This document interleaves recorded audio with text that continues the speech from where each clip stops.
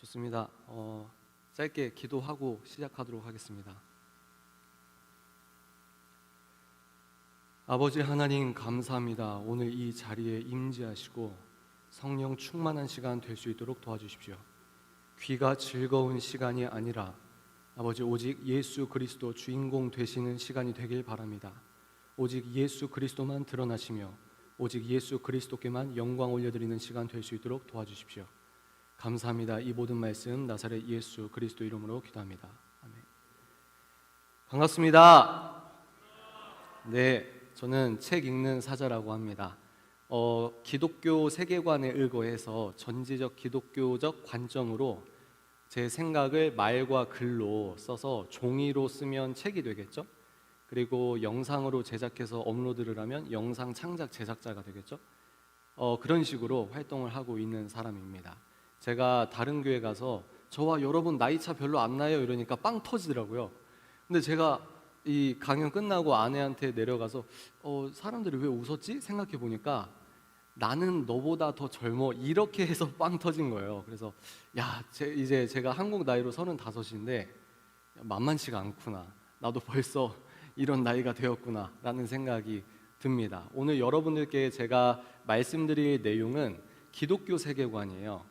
그런데 더 중요한 게 뭐냐면 잘못된 또 결함 있는 기독교 세계관으로 우리가 살아가면은 될까요? 안 될까요?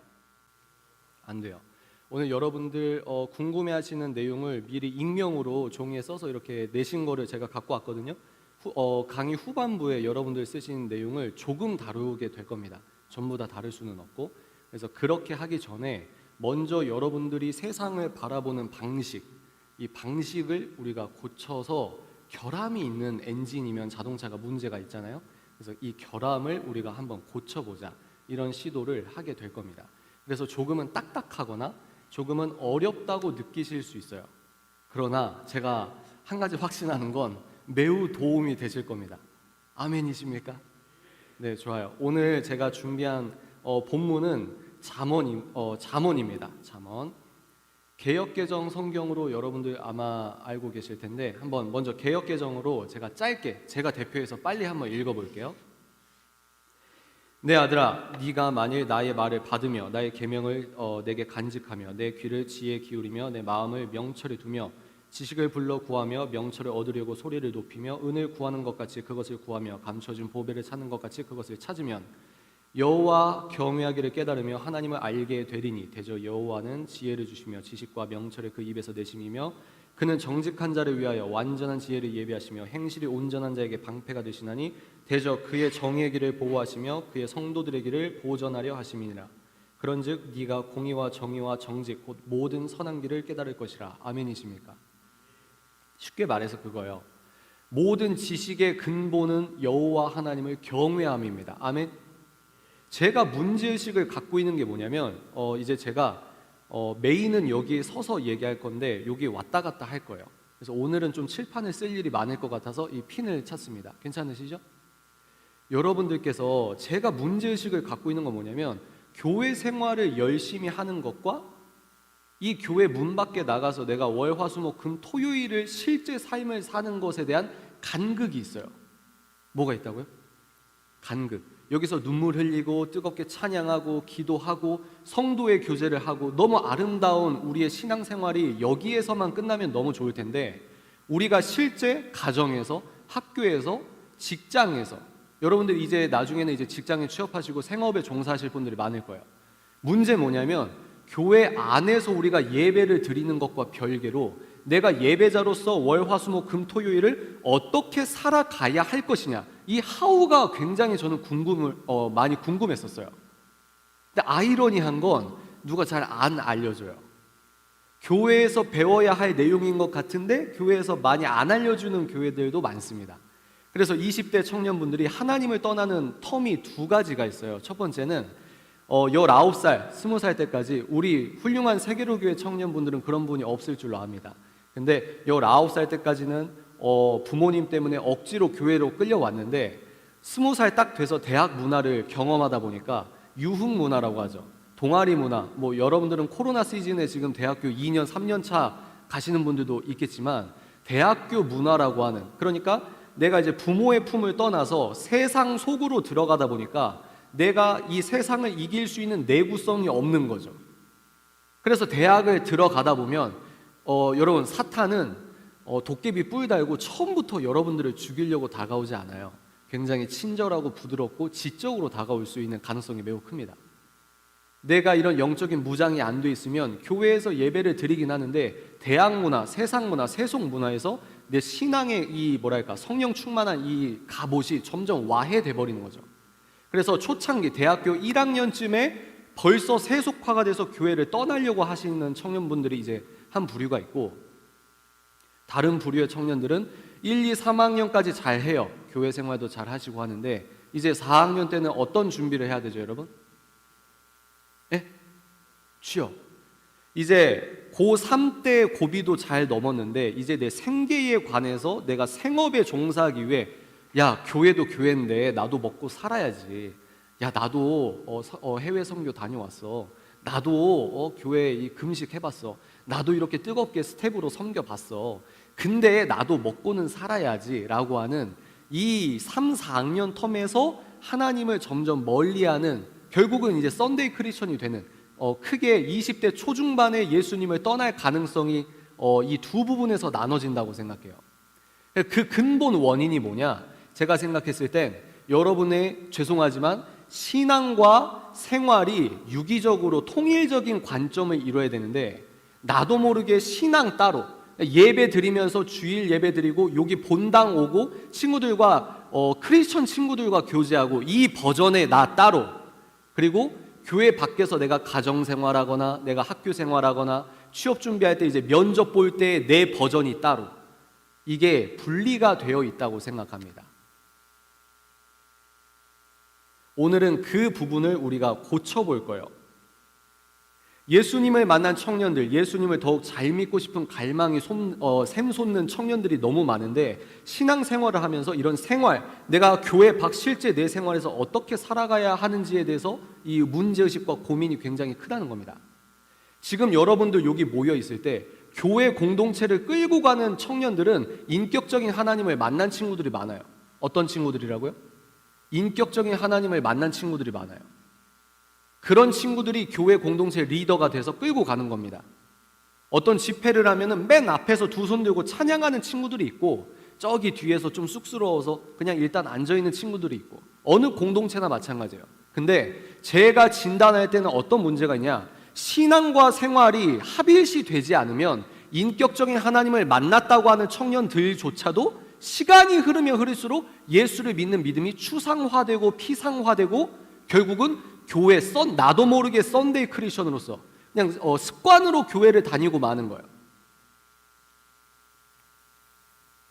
교회에서 예배드리고 찬양하고 뜨겁게 기도드리고 은혜가 충만한데, 이 충만한 상태로 내가 가정, 일터에서 어떻게 살아야 하나님께서 더욱 기뻐하실 수 있을까에 대한 구체적인 방법론이 결여된 겁니다. 이것은 선택의 문제이기도 해요. 선택.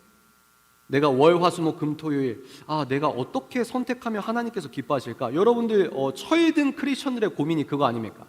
A와 B가 있는데 내가 어떤 걸 선택해야 기독교적인 거지? A와 B와 C가 있는데 내가 어떤 걸 선택해야 하나님께서 기뻐하시는 거지? 교회 안 버전 말고요.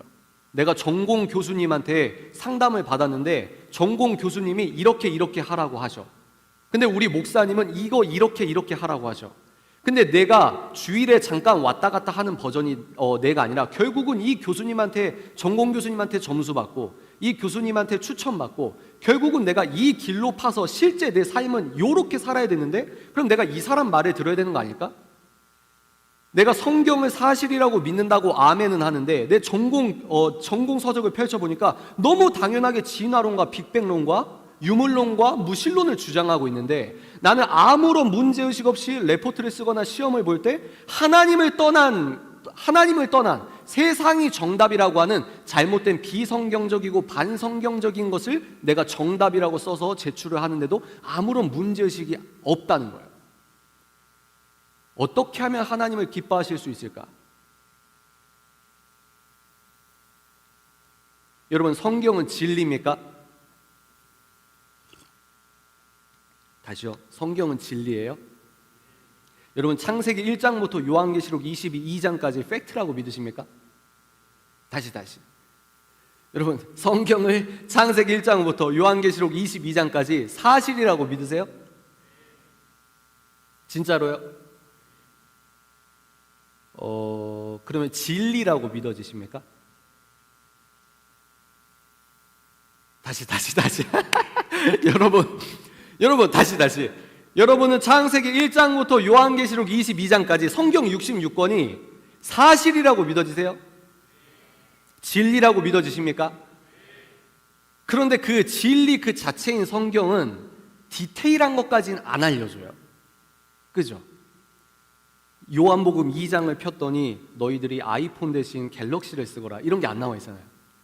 너희들이 이 어플리케이션은 다운받지 말고 이 SNS를 활용할 때는 이런 식으로 하고 너희들이 이런 때가 됐으면 이렇게 미혹이 될 거니까 구체적으로 너희들이 이렇게 하거라. 월요일은 이렇게 하고 너는 이렇게 하고 자동차는 이 정도 수준만 타고 다녀야 되고 이런 구체적인 방법론이 안 나와 있어요. 진리 그 자체인데 내가 실생활에서 어떻게 해야 되는 것까지 구체적으로 나와 있지는 않다는 거예요. 그래서 우리가 힘들고 우리가 그래서 헷갈린다고 생각합니다. 자, 생각을 해보십시오. 내가 어떻게 살아야, 즉 어떤 선택을 해야 하나님께서 기뻐하시는 삶을 살아갈 수 있는 것일까요? 두 가지 버전이 있습니다. 숲을 보는 관점이 있고 나무를 보는 관점이 있어요.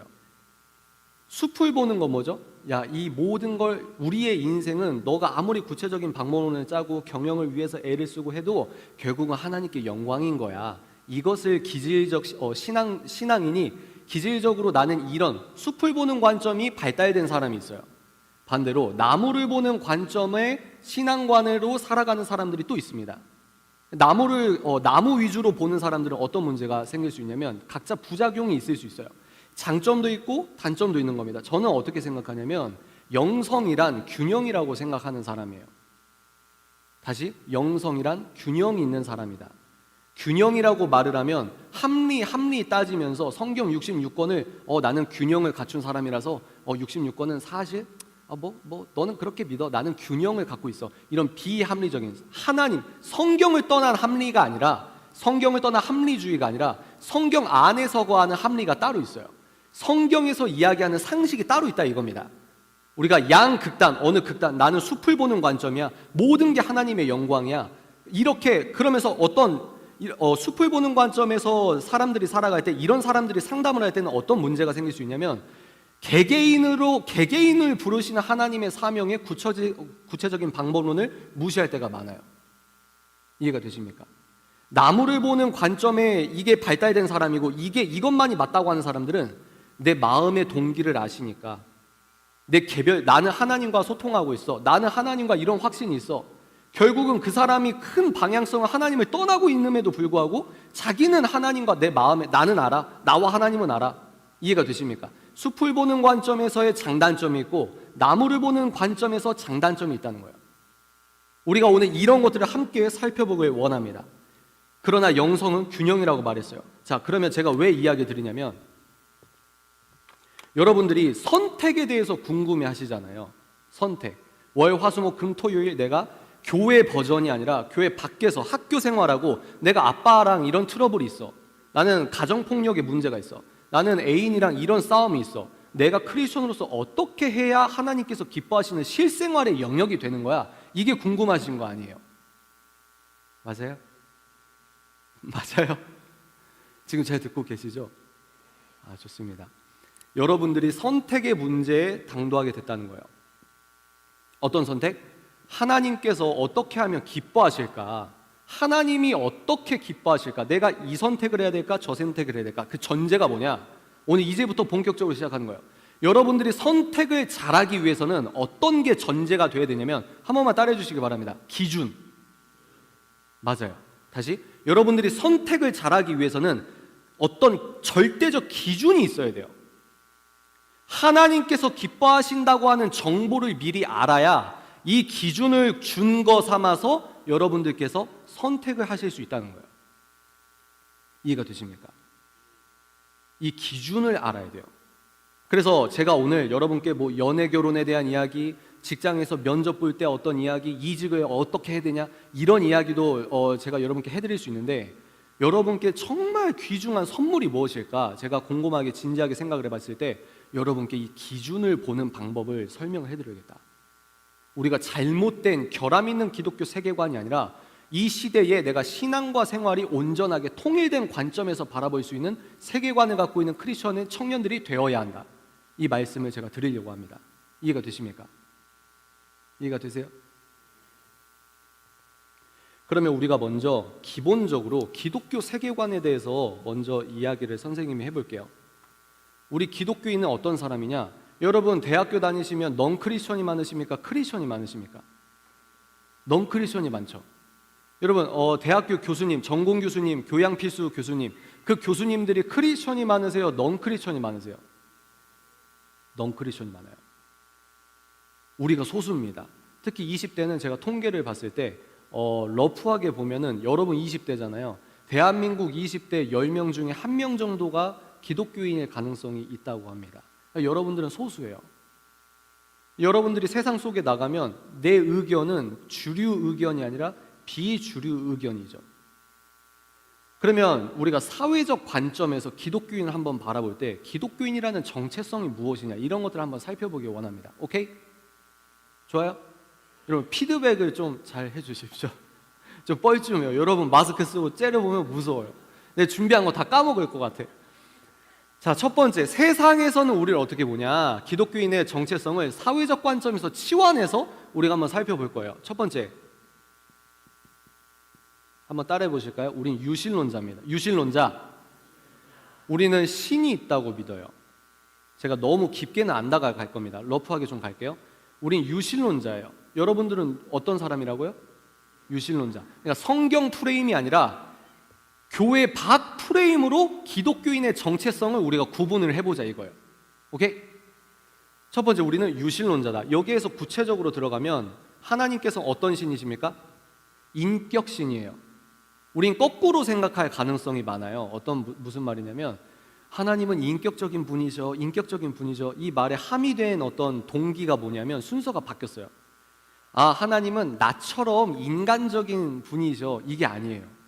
하나님은 인격적인 분이다. 이 말이랑 하나님은 인격신이다. 이게 어감이 좀 다르지 않습니까? 이해가 되세요? 이것처럼 하나님께서 인격신이기 때문에 우리가 인격적인 거예요. 순서가 바뀌었어요. 다시. 내가 인간이니까 우리 인간이니까 하나님 뭐 인간과 비슷하시구나, 이게 아니고 하나님께서 인격신이기 때문에 우리가 인격적인 거예요. 이해가 되십니까? 우리는 신이 있다고 믿어요. 이 우주 만물과 이 인간의 이 생명의 발현이 어떤 디자이너, 설계자가 있다는 거예요. 근데 그 설계자는 인격적이시라는 겁니다. 이해가 되십니까? 두 번째, 한번 따라해 보실까요? 유일신론자. 우리는 유일신론자예요. 여러분 인도나 일본 같은 경우는 신이 굉장히 많죠. 우리가 그것을 사실로 믿을 수가 있을까요? 아니죠. 우리는 뭡니까? 유일신론자예요. 그 유일신께서 어떻게 계시를 하셨죠? 계시는 좀 단어가 딱딱할 수 있으니까 인간들이 하나님을 알기 위해서 하나님께서 친절하게 자신을 나타내신 특별한, 여러분 표현으로 컨텐츠가 있어요. 단 하나, 우주를 관통하는, 우주를 떠받들고 있는 단 하나의 컨텐츠가 있어요. 컨텐츠죠. 컨텐츠 뭘까요? 그게 성경이에요. 성경. 성경을 어려운 말로 특별계시라고 합니다. 우리는 이 신도 신이야 저 신도 신이야 이게 아니라 66권 성경에 나오신 성삼위 하나님께서만 유일하신 신이라고 믿는 거예요. 아멘이십니까? 여기까지 이해가 되시죠? 좋아요. 그럼 여기에서 중요한 게 뭐라고요? 66권 성경. 여러분 성경은 사람이 쓴 겁니까? 하나님께서 쓰신 겁니까? 제가 예술가적 표현으로 비유를 해드리면 성경은 사람이 썼어요. 사람이 썼긴 했는데 하나님께서 사람을 연필 삼으셔서 하나님의 숨결이 살아있는 책이 성경이에요. 하나님께서 인간을 연필 삼아서 하나님께서 쓰신 책입니다. 믿으십니까? 사실로 믿어지세요? 진리로 믿어지십니까? 그래서 성경의 권위가 인간이 쓴 책과 권위가 다른 거예요. 그래서 훌륭한 기독교인 분들은 이 성경책, 이 하나님의 말씀을 지키기 위해서 하물며 자기 목숨을 버리신 분도 나오게 되는 거예요. 왜? 이 책은 사람이 쓴 책이 아니에요. 하나님께서 저자가 되셔서 하나님의 숨결과 감동으로 쓰여진 하나님의 살아있는 말씀이라고 하는 겁니다. 이 66권 성경을 통해서 성삼위 하나님께서 우리에게 계시하셨다는 거예요. 그러면 어떻게 됩니까? 우리는 기독교인은 유신론자인데 인격신이셔. 근데 유일신론자야. 우리는 성삼위 하나님만 참신이라고 믿어. 근데 그 성삼위 하나님께서 성경에 자신을 계시하셨어. 세 번째, 이 논리가 어떻게 되냐면, 한번 따라해 보실까요? 종말론자. 우린 종말론자예요.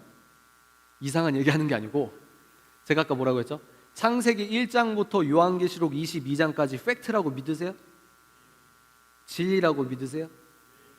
이게 통시적으로는 아멘이 쉬워요. 근데 개별적으로 사례 하나 들어가지고 너 이거 사실이라고 믿어? 그러면 사실은 이렇게 되는 거예요. 근데 창세기 1장부터 요한계시록 22장까지 팩트, 트루라고 믿는데, 요한계시록이란 책은 어떤 책이냐면, 우리 말로 표현하면 사도 요한이 반모섬에서 이제 유배 생활을 할 때 하나님께서 4D 증강 현실로 세상 끝날 이야기를 보여주세요. 근데 요한의 사고 체계에서는 아이폰이나 디지털이라는 개념이 있어요, 없어요? 없잖아요. 그러니까 상징으로 어떤 환상, 동물도 나오고 뭐 말도 안 되는 말도 나오고, 이걸 4D로 동영상으로 봤는데 문자로 풀었으니까 어려운 거예요. 그래서 여러분들이 요한계시록 같은 책을 볼 때는 목사님의 지도 아래 보셔야 됩니다. 아멘. 근데 제가 다른 얘기 하려고 하는 게 아니라, 우리가 66권 성경을 진리라고 믿어요. 특별한 책, 이 정도가 아니라 나보다 더 중요한 책입니다. 저는 그렇게 생각해요. 근데 이 책이 사실 진리 그 자체인데, 이 책 마지막 장에 요한이 쓴 계시록이 있는데 거기에선 어떤 스토리가 나온다는 거예요. 문맥만 봅시다. 내러티브만 볼게요. 서사만 볼게요. 어떻게 됩니까? 세상에 끝이 있다고 하는 거예요. 뭐가 있다고요? 끝이. 세상에 끝이 있대요. 이게 왜 중요해요? 내가 오늘 책임사자 오면은 연애결혼 물어보려고 했는데 무슨 종말론 얘기를 하고 있어. 근데 여러분 생각해 보세요. 세상에 끝이 있다고 믿는 사람과 시간 곱하기 우연이기 때문에 세상은 어떻게 될지 모른다고 생각하는 사람의 도덕과 윤리 기준이 같을까요? 여러분들이 예를 들어서 연애결혼 멘토링 3초만 해볼까요? 여러분들 여기 계신 분들 다 크리스천과 연애하시고 결혼하시길 바랍니다. 아멘이십니까? 제 지론은 뭐냐면, 같은 교회에서 신앙생활 하시는 분들이 만나는 게 가장 이상적이라고 생각해요. 특히 세계로 교회처럼 훌륭한 교회는 특히 그렇다고 생각합니다. 여러분, 근데 억지로 막 결혼하라는 게 아니고, 근데 무슨 말이냐, 우리 중에 넌 크리스천과 사귀어서 결혼할 수 있는 가능성이 매우 크다는 거예요. 통계적으로라도 여자와 남자의 성비가 좀 달라요. 그냥 이게 우리 현실에 대한 문제라는 거예요. 근데 여러분들이 넌 크리스천과 연애하고 결혼하시면 성격차도 성격차인데 본질적으로 문명의 충돌이란 말이 있잖아요. 이것처럼 영적인 충돌이 있단 말이에요. 영적인 충돌이. 세 번째가 뭐라고요? 여러분들은 세상에 끝이 있다고 믿어요. 예수님께서 어떤 때가 되면은 예수님께서 승천하신 예수님께서 다시 오세요. 재림하세요. 이 말도 안 되는 허황된 스토리 같은 이야기를 우리는 사실과 진리라고 믿는 거예요. 예수님께서 내려오셔서 어떻게 하시죠? 심판을 하시잖아요. 그 말은 무엇입니까? 우리의 옳고 그름의 기준은 예수 그리스도시라는 거예요. 여러분, 이게 굉장히 중요해요. 실정법과 헌법 이게 아니라 예수님께서 그때가 돼서 다시 내려오세요. 아멘이십니까? 허황된 얘기가 아니에요. 성경 66권 믿으십니까? 아멘! 이건 쉬워요. 여러분, 예수께서 육체를 입으시고 십자가에 돌아가신 건 의료 과학적으로도 진짜 돌아가셨고, 예수님 부활하신 그 육체를 다시 입고 부활하신 건 의료 과학적으로 다시 살아나셨고, 제자들과 함께 계시다가 승천하셨다. 이거 진짜 믿어요? 여러분들은 잘못된 과학주의에 절어 있기 때문에 이걸 잘 받아들이지 못한단 말이에요. 근데 우린 이걸 사실이라고 믿는 거예요. 예수님께서 다시 오신대요. 그리고 예수님께서 옳고 그름을 분별하시고 판단하십니다. 심판하십니다. 심판이란 단어 들으면 난 좀 무서워요. 그래서 내가 예수쟁이 안 되려고 하는 거예요. 여러분, 심판은 기다리는 자에겐 너무 반가운 단어라고 생각합니다. 우리가 그 때를 기다리는 거죠. 이 때를 기다리고 역사를 직선적으로 보는 사람이잖아요. 종말론이라고 하는 것은. 근데 여러분, 그리고 그 예수님께서 다시 오시고 모든 절대적 기준이 예수님께서 옳다고 하는 것, 예수님께서 틀리다고 하는 것, 그 기준이 예수 그리스도예요. 이걸 믿는 사람의 윤리 기준과 영적인 어떤 절대 하나님을 따르는 영적인 기준과 모든, 제가 나중에 설명해 드리겠지만 무신론과 유물론, 모든 게 시간 곱하기 우연이라고 믿는 이걸 사실과 진리라고 믿는 사람들이 생각하는 윤리 기준은 같을 수가 없다는 거예요. 여기에서 파생되는 네 번째 중요한 특징이 있다. 여러분 한번 따라해 보실까요? 절대주의자. 이해가 되세요? 왜 그러죠? 우린 종말론자다. 그러면 어떻게 예수님 다시 오신다, 예수님께서 옳고 그름을 알려주시고 판단하시고 심판하신다. 그 말은 뭐냐? 예수님께서 옳다고 하시는 게 선, 아멘이십니까? 예수님께서 틀리다고 하는 게 악, 믿어지세요? 이거를 믿는 건데, 이게 무서운 게 뭐냐면 예수의 기준으로 사는 걸 절대 타협하지 않는 사람이에요, 우리는. 그래서 네 번째 특징이 절대주의자예요.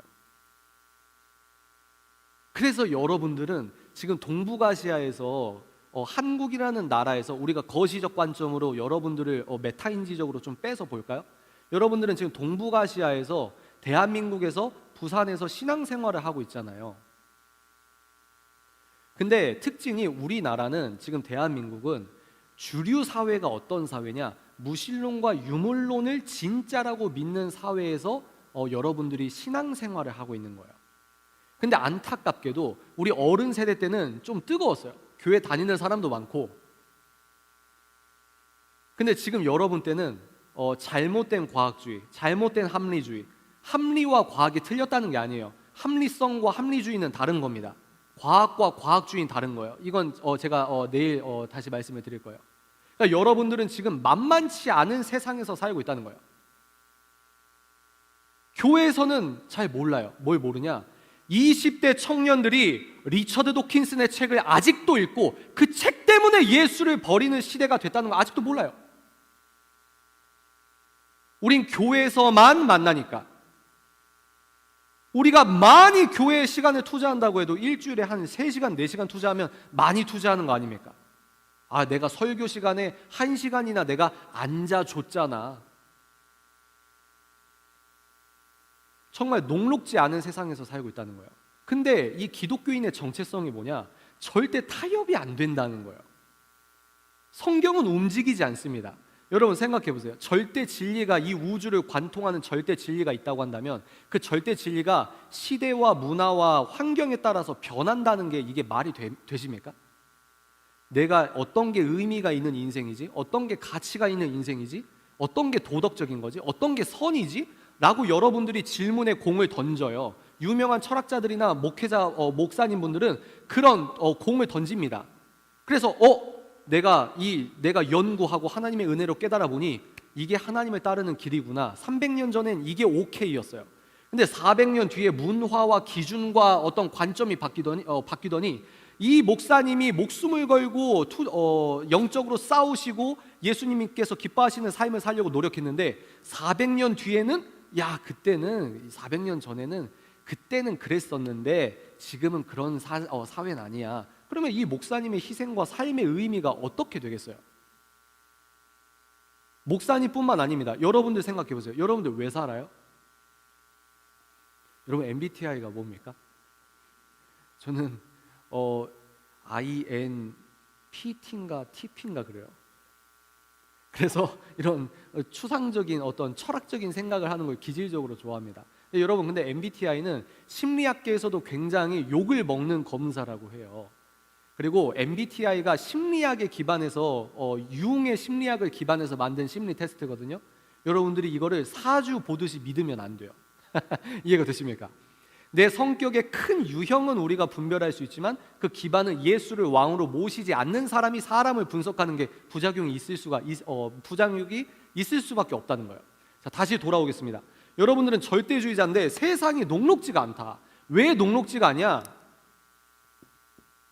세 개만 볼게요. 넌 크리스천, 비기독교인, 반기독교인은 어떤 거냐? 첫 번째 따라해 보실까요? 무신론자. 그리고 따라해 보실까요? 유물론자. 이걸 뭐 자연주의자 뭐 이런 식으로도 넓게 해석할 수 있는데 이건 넘어갈게요. 세 번째가 따라해 보실까요? 상대주의자. 세상 사람들은 무신론, 하나님, 인격신 이건 없어. 그리고 유물론은 제가 거칠게 표현하자면 인간은 그냥 단백질 덩어리일 뿐이야 이거예요. 인간은 그냥 단백질 덩어리일 뿐이야. 그리고 상대주의자는 뭐냐? 그러니까 우리는 성경, 움직이지 않는 성경, 예수 그리스도, 예수께서 선하시다고 하는 거, 너희들이 이렇게 살아라, 너희들 거룩하게 살아야 돼. 왜? 이게 인생의 의미거든. 이게 인생의 행복이거든. 여러분들 목사님과 성경에서 선포하시는 행복의 삶이 아니라 심리학자, 유명인, 인플루언서, 부자 이런 사람들이 인생은 이렇게 가치가 있습니다. 여러분 여기에 더 혹하면 여러분 회개하셔야 돼요. 이 사람들의 세계관은 뭐냐? 하나님, 인격신 자체를 안 믿어요. 그리고 인간은 단백질 덩어리라고 합니다. 그러니까 절대적 기준이 나올 수 있는 철학이 아니에요. 그렇기 때문에 요즘은 특히 상대주의, 포스트 모더니즘이라는 게 유행하는 거예요. 그래서 여러분들이 우리가 그런 말을 많이 듣는 거예요. 요즘이 어떤 사회인데 기독교인들은 왜 저렇게 배타적이야? 이제 인권이라는 개념이 이렇게 확장됐는데 왜 기독교인들은 저렇게 맨날 촌스러운 이야기만 하고 있어? 왜죠? 나도 틀릴 수 있고 너도 틀릴 수 있어. 인간이 완벽해? 야, 너도 틀릴 수 있고 나도 틀릴 수 있고 니도 맞을 수 있고 나도 맞을 수 있고 인간의 지식은 유한하잖아. 각자 프레임이 있단 말이야. 근데 왜 너는 네가 맞다고 하는 복음만 자꾸 진리라고 하면서 나에게 언어 폭력을 써? 그래서 요즘은요 우리 어린아이들이 어린 나이에 성령 충만해서 울면서 기도하는 거 있잖아요. 그런 사진이나 영상 보면은 뭐라고 하시는지 아세요? 아동폭력이라고 해요. 여러분 그런 사회입니다. 여러분들이 그런 사회가 주류인 사회에서 대학 생활하시고 직장 구해야 되시고 그러면서 믿음을 견지하셔야 돼요. 근데 제가 뭐라고 했죠?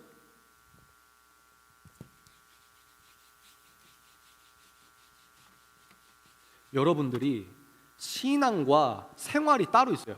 이게 신앙이에요. 이게 주일 버전, 이게 월, 화, 수, 목, 금, 토요일 버전.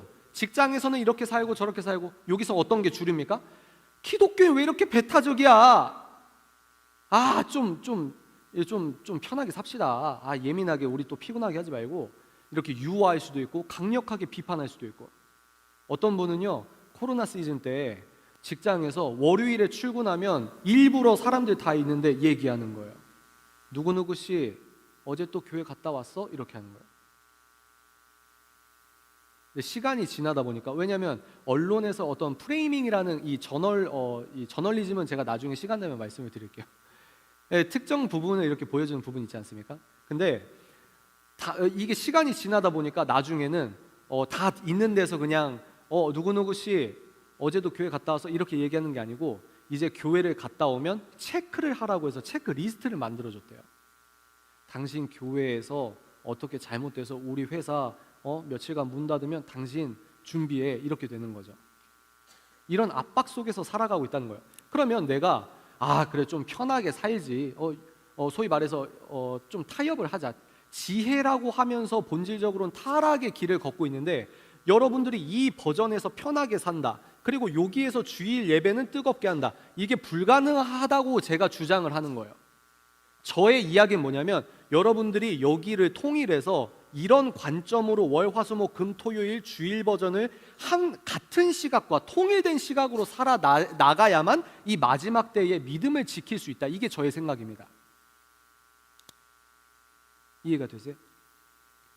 이게 아까 제가 뭐라고 했죠? 유신론자, 유일신론자, 종말론자, 절대주의자 여러 가지 여러분들을 표현하는 말이 있는데 여러분들이 보는 시각 이걸 소위 말해서 조지 레이코프라고 하는 언어학자가 만든 창시한 이론이긴 합니다. 여러분들 너무 많이 들어보셨을 거예요. 뭐예요? 프레임이라는 말 들어보셨어요? 프레임 이론이라는 걸 만든 사람이 있는데 프레임이 뭐냐? 쉽게 말해서 안경입니다.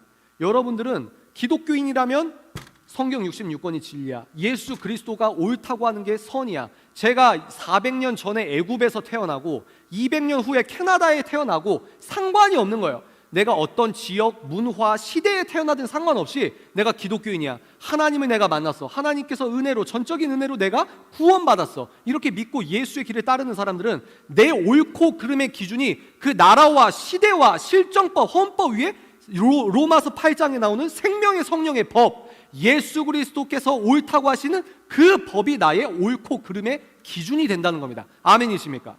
이게 6,000년 동안 바뀌지가 않는 거예요. 그리고 이런 세계관으로 여러분들이 안경을 써서 살아가야 된다. 문제 뭐냐? 여러분들이 대학교 가면 이 기독교 세계관이라 안경을 잠깐 벗어요. 이게 문제가 되는 거예요. 주일에 이제 오면은 교회 버전에서 교회 전도사님께 카톡 왔어. 그러면 잠깐 기독교 세계관 안경으로 써가지고 할렐루야. 근데 또 이제 대학교 어떤 친구들 갈 때는 안경 벗고 야 뭐 어쩌고 저쩌고 오징어 뭐 어쩌고 말이 길어졌는데 여러분 재미있으세요? 어떤 말이냐? 지피지기 백전백승이라는 말 아십니까? 지피지기 백전불태라는 말도 아세요? 본질은 똑같아요. 적을 알아야 된다는 거예요. 적을. 여러분 사탄의 실제를 믿으십니까? 봐보세요. 다시요. 사탄의 실제를 믿으세요? 사탄 있어요, 없어요? 있죠. 사탄이 여러분보다 셉니까? 약합니까? 예? 예? 세요. 빅데이터를 생각해 볼까요? 여러분 아담은 얼굴 알아요, 몰라요? 사탄은 영물이기 때문에 아담의 얼굴을 알잖아요. 사탄이 가장 쉬운 것 중에 하나가 뭐냐면 사람을 넘어뜨리는 거예요. 그죠? 사탄의 목적이 무엇일까요? 여러분들을 넘어뜨리려고 하는 목적이 뭐예요? 죄 몇 번 더 짓는 거? 더 본질적인 게 있어요. 여러분이 예수 그리스도를 믿는 믿음을 와해시키는 겁니다. 뭐라고요? 다시, 사탄이 있어요, 없어요? 사탄의 목적이 무엇입니까? 여러분을 예수 그리스도를 믿는 믿음을 버리게 하는 거예요. 그러면 사탄은 여러분보다 뛰어난 어떤 지력을 갖고 있을 수도 있잖아요. 얘가 넘어지려고 하면 갑자기 도깨비 뿔 달고 어흥 너 세계로교회 다니지 마 이럴까요? 제가 아까 말씀드렸잖아요. 부드럽고 젠틀하고 지적이고 합리적이어 보이고 그러면서 여러분들이 천천히 기독교는 좀 촌스러운 것 같은데 기독교인들은 좀 뭔가 내가 이렇게 예수 믿는 게 좀 창피해 보이는데 이렇게 생각하면서 점점 예수를 멀리하게 되는 거예요. 예수 그리스도의 절대 기준이 선이라고 믿지 않는 겁니다. 천천히 여러분들이 인지하지 못할 수준만큼. 근데 기독교인들의 또 여러분들이 어떻게 생각하시면 안 되냐면 진짜 무서운 게 무엇이냐? 우리가 적이 어떤 전략으로 이 시기에 예수 믿는 청년들을 빼내고 있는지 그 전략을 전혀 몰라요. 무신론이 얼마나 강한 반감, 기독교에 대한 반감을 갖고 있는 목적이 있는 그런 의식을 갖고 있는 사람들이 무신론자고 철저히 기독교를 박해하려고 하는 그 마음의 중심이 있고 모든 무신론자가 나쁘다 이런 말이 아닙니다. 이 무신론이라는 게 얼마나 이 청년들이 흔들리고 있는지, 유물론이라는 게 얼마나 무서운 이야기인지, 진화론이라는 게 얼마나 하나님을 떠나는 강력한 사탄의 도구인지 우린 너무 몰라요. 추상적으로만 알고 있는 겁니다. 예수님께서 살아계심을 믿으십니까? 여러분 생각을 해보세요. 사탄이 실제 한다고 하면 사탄이 진짜 잠도 안 자잖아요. 영물이니까 천사도 마찬가지지만. 근데 얘가 나를 안 쉬어요. 사탄은 휴가가 없습니다. 얘가 나를 진짜 죽이려고. 왜? 내가 표면적으로 뭐 사귀고 나서 성적으로 넘어졌어, 내가 뭐 술을 마셨어, 이런 문제가 아니라 결국은 그렇게 해서 네가 어떻게 되냐 이거예요. 결국은 너가 어떻게 되냐, 예수를 버리게 된다는 거예요. 표면적 현상으로 죄 짓고 이 본질이 뭐냐? 얘 이제 몇 번만 더 이렇게 넘어지면 예수 버린다. 왜냐? 여러분 인간은 C.S. 루이스의 말에 의하면 인간은 불멸의 존재예요. 우리는 한 번 태어난 사람은 육체의 껍질을 벗고 영원히 삽니다. 그리고 성경이 진리라고 믿는 사람들은 무엇을 믿냐면 천국과 지옥의 실제를 믿으십니까? 아멘이세요? 천국과 지옥을 믿으십니까? 인간은 불멸의 존재예요. 기껏해야 100년 살고 죽어요.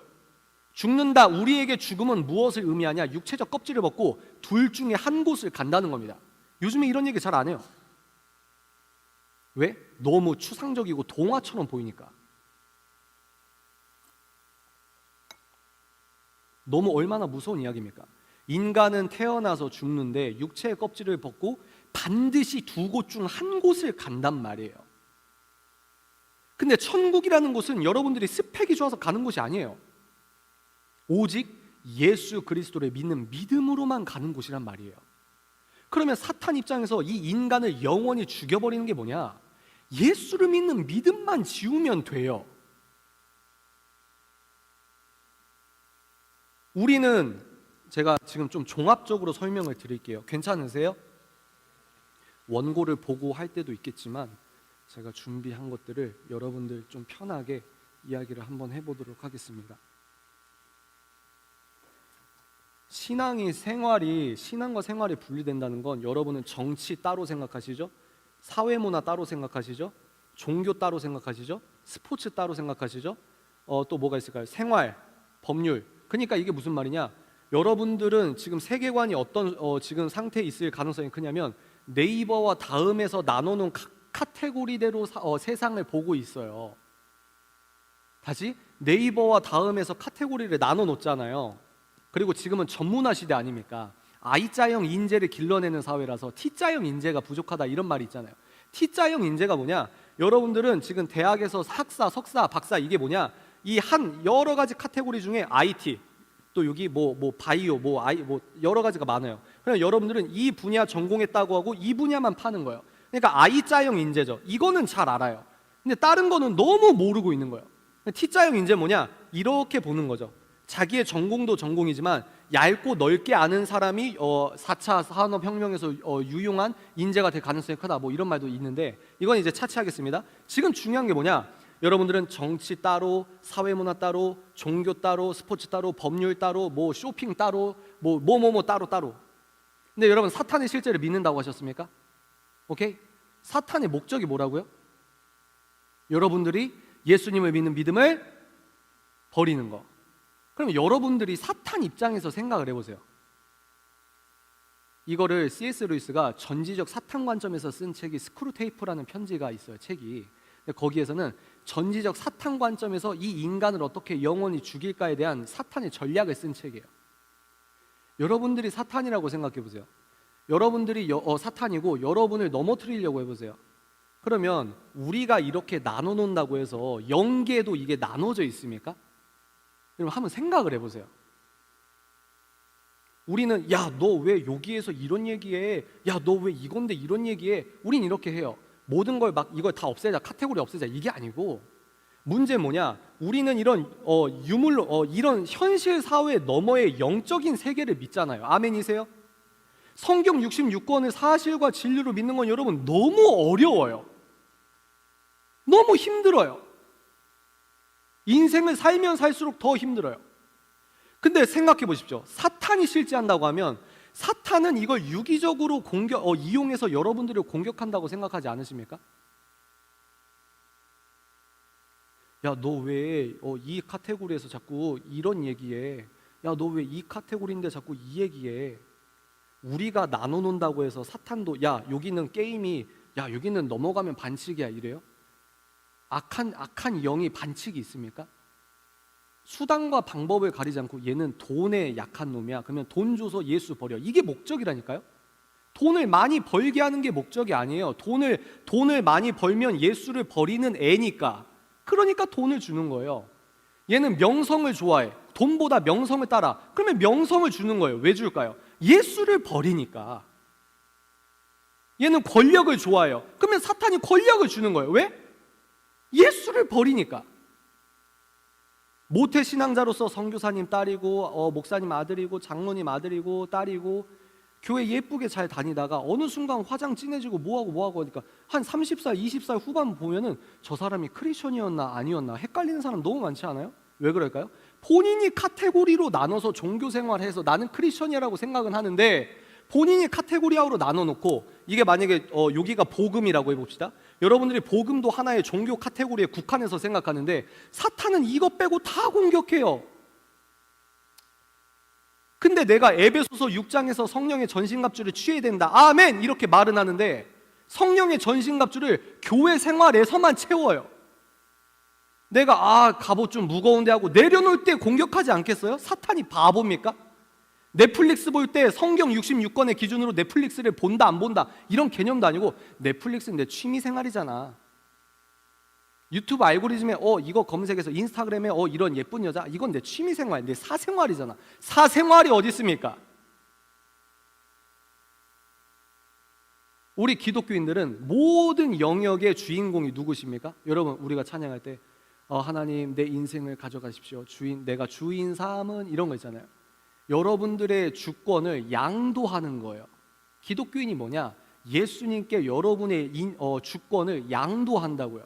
여러분 돈 할부 12개월, 24개월로 해서 아이폰 9월 달에 새로 나온 걸 샀어요. 그래서 이걸 이제 갚아 나가기 위해서 내가 아르바이트도 하고 엄마 아빠한테 막 열심히 노력을 해야 돼요. 근데 제가 여러분 할부도 안 끝났는데 그걸 가져가서 땅바닥에 던져요. 그럼 여러분 어떻게 하실까요? 구독 바로 취소하겠죠. 이해가 되세요? 왜 그럴까요? 내 물건이잖아요. 내 거였잖아요. 그죠? 근데 너가 뭔데 내 가장 소중한 보물을 가져가? 이거예요. 할부도 안 끝나는데. 근데 여러분, 아이폰과 자동차와 내가 평생 모아서 산 집, 이게 아니라 내 인생과 내 생명을, 소위 말해서 생명권과 건강권과 나의 모든 권리를 주님께 양도하는 게 기독교인이에요. 그래서 예수님을 주인이라고 하는 겁니다. 예수님을 믿는 게 너무나도 어려워요. 너무 진지한 얘기인가? 여러분 재미없으세요? 전 너무 진지해서 너무 기분이 좋은데. 왜냐하면 제가 말씀드렸잖아요. 딱딱해요. 이 얘기가 딱딱한데 어찌됐건 이것을 들으시면 또 이 유튜브가 너무 좋은 게 뭡니까? 여러분들 나중에 이거 좀 이해가 안 되는데 이걸 돌려보시면 돼요. 근데 딱딱한데 굉장히 의미가 있고 여러분께 도움이 되실 겁니다. 그래서 우리가 에베소서 6장의 영적인 전신갑주를 취해야 되는데, 세상에서 사탄이 어떤 전략을 갖고 이 시대 청년들을 공격하는지를 기독교인들이 너무 무지한 상태인 경우가 너무 많다. 왜 교회를 떠나는지에 대한 본질적인 이유 자체를 잘 모를 수가 있다. 근데 뭐라고 했습니까? 적을 알고 나를 알아야 돼요. 적을 모른다는 건 나도 모른다는 거예요. 내가 믿음 좋다고 생각하니까 리처드 도킨슨 책이나 칼 세이건 책이나 교수님께서 젠틀하게 내가 너 전공 교수야, 전공 교수의 권위로 이거는 팩트야, 이게 과학이야 이러면 나도 모르게 하나님을 대학교에서 떠나게 된다고요.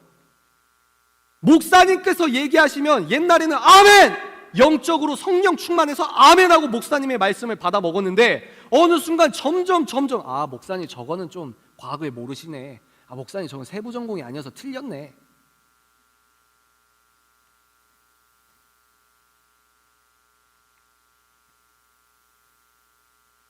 어느 기독교 신학자는 이렇게 말했습니다. 만일 질문에 대한 대답들이 너무 명백하기에, 그러니까 기독교? 야 성경 나 모태신앙이야 너무 잘 알아, 이렇게 너무 명백하기에 다른 거 무신론이나 세상이 지금 어떻게 돌아가거나 시세가 어떻거나 이런 건 우리가 고려할 가치가 없어, 이렇게 생각하는 사람이 너무 많아요. 특히 대한민국 크리스천들이. 그는 분명히 하나의 세계관을 가지고는 있으나 그게 기독교 세계관이야, 너 그렇게 잘 살고 있어. 근데 문제는 뭐냐면 다른 많은 사람이 그 세계관에 동의하지 않는다는 사실을 모르고 있다. 이게 무서운 거 아닙니까? 우리는 다원주의 사회에 살고 있음을 반드시 기억해야 한다. 우리에게는 명백한 것이 이웃에게는 엄청난 거짓말이 될 수 있다. 제가 자주 예를 드는 이야기가 있는데요. 이스라엘을 갔을 때 성지순례를 하잖아요. 이 팀이 산에 올라갔습니다. 그래서 여기가 가이드가 말해주세요. 여기가 어디냐? 예수님께서 승천하신 곳입니다. 그럼 한국 사람들은 어떻게 합니까? 사람들이 있건 없건 여기서 뭘 해야 돼요? 주여 삼창을 해야 돼요. 주님 여기서 승천하셨군요. 감사합니다. 근데 저기서 사람들이 모여서 막 기도 같은 거 하고 있는 것 같아요. 그래서 가이드한테 물어봤죠. 저기는 뭐 하고 있는 거예요? 그랬으니까 저기는요 마호메트가 순간이동한 겁니다 이래요. 여러분 웃잖아요, 그죠? 이게 굉장히 무서운 거예요. 마호메트이 순간이동한 자리가 그걸 사실로 믿는 세계관의 사람들은 저기가 성지여서 저기서 우는 거예요. 이해가 되세요? 굉장히 진지한 문제예요. 근데 기독교인들은 여기가 성지라고 하니까 여기서 눈물 흘리고 예수님을 그리워하고 기도하는 거예요. 이게 세계관이에요.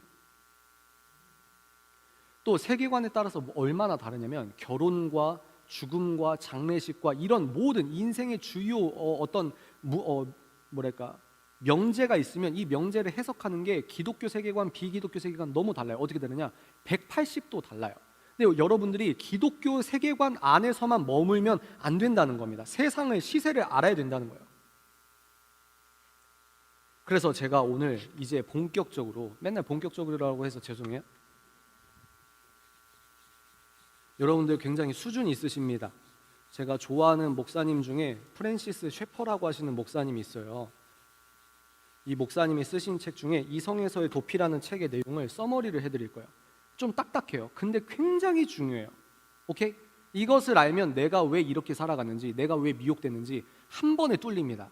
제가 뭐라고 했죠? 이 얘기를 지금 왜 하고 있죠? 아니 선택 도움 주는 거 아니었어? 연애 결혼이랑 직장 생활이랑 어떤 뭐 코멘트 주는 거 아니야? 근데 더 본질적인 게 뭐죠? 여러분들이 어떻게 하면 선택을 더 잘할까? 기준이 확실해야 된다. 아멘. 여러분, 옛날에는요, 중세시대 때는 어떤 세계관이 있었냐면 물리적인 것은 좀 덜 중요하고 영적인 것은 굉장히 중요하다라고 하는 풍토가 있었어요. 그래서 그때 당시 그림을 보면은 마리아를 사람처럼 그릴까요? 아니면 형상으로 막 빛나고 좀 뭔가 좀 이렇게 그릴까요? 왜죠? 마리아는 중요한 인물이니까. 마리아는 좀 약간 천주교스러우면 우리가 기독교로 와봅시다. 예수님을 제대로 그리는 화가가 있었을까요? 없었을까요? 없어요. 왜? 그렇게 그리면 큰일 나니까. 왜? 영적인 것은 고상하고 고차원적인데 물질적인 것은 좀 하등하다고 여겼던 방식이 있었단 말이에요. 근데 여기에서 반기를 드는 사람이 나오기 시작했습니다. 대표적으로 누구냐? 한번 따라해 볼까요? 우리 좀 유식한 시간이 되길 바래요. 토마스 아퀴나스. 바퀴벌레 아닙니다. 아퀴나스. 토마스 아퀴나스라는 사람이 어떤 아이디어를 주장하기 시작하는데 이 셰퍼 목사님은 뭐라고 말하냐?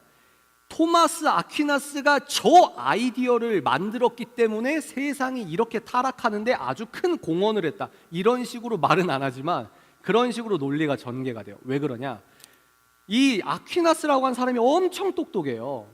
이성과 복음을 어떻게 유기적으로 연결할까? 무슨 이성이야? 계시와 우린 종교 히브리적이야? 무슨 헬라스러운 것들을 갖고 와? 뭐 이런 싸움이 있긴 합니다. 근데 토마스 아퀴나스는 이성도 하나님이 주신 거거든? 이러면서 우리가 적극적으로 이성을 활용해서 과학도 증진시키고 이성적으로 생각해서 하나님께서 만드신 이 창조 법칙을 알아내는 것도 주께 영광이거든? 여러분 좀 설득력이 있긴 하죠? 근데 이 사람이 뭘 외쳤냐? 의지와 지성이 있어요. 근데 이 아퀴나스 아저씨가 뭐라고 말했냐면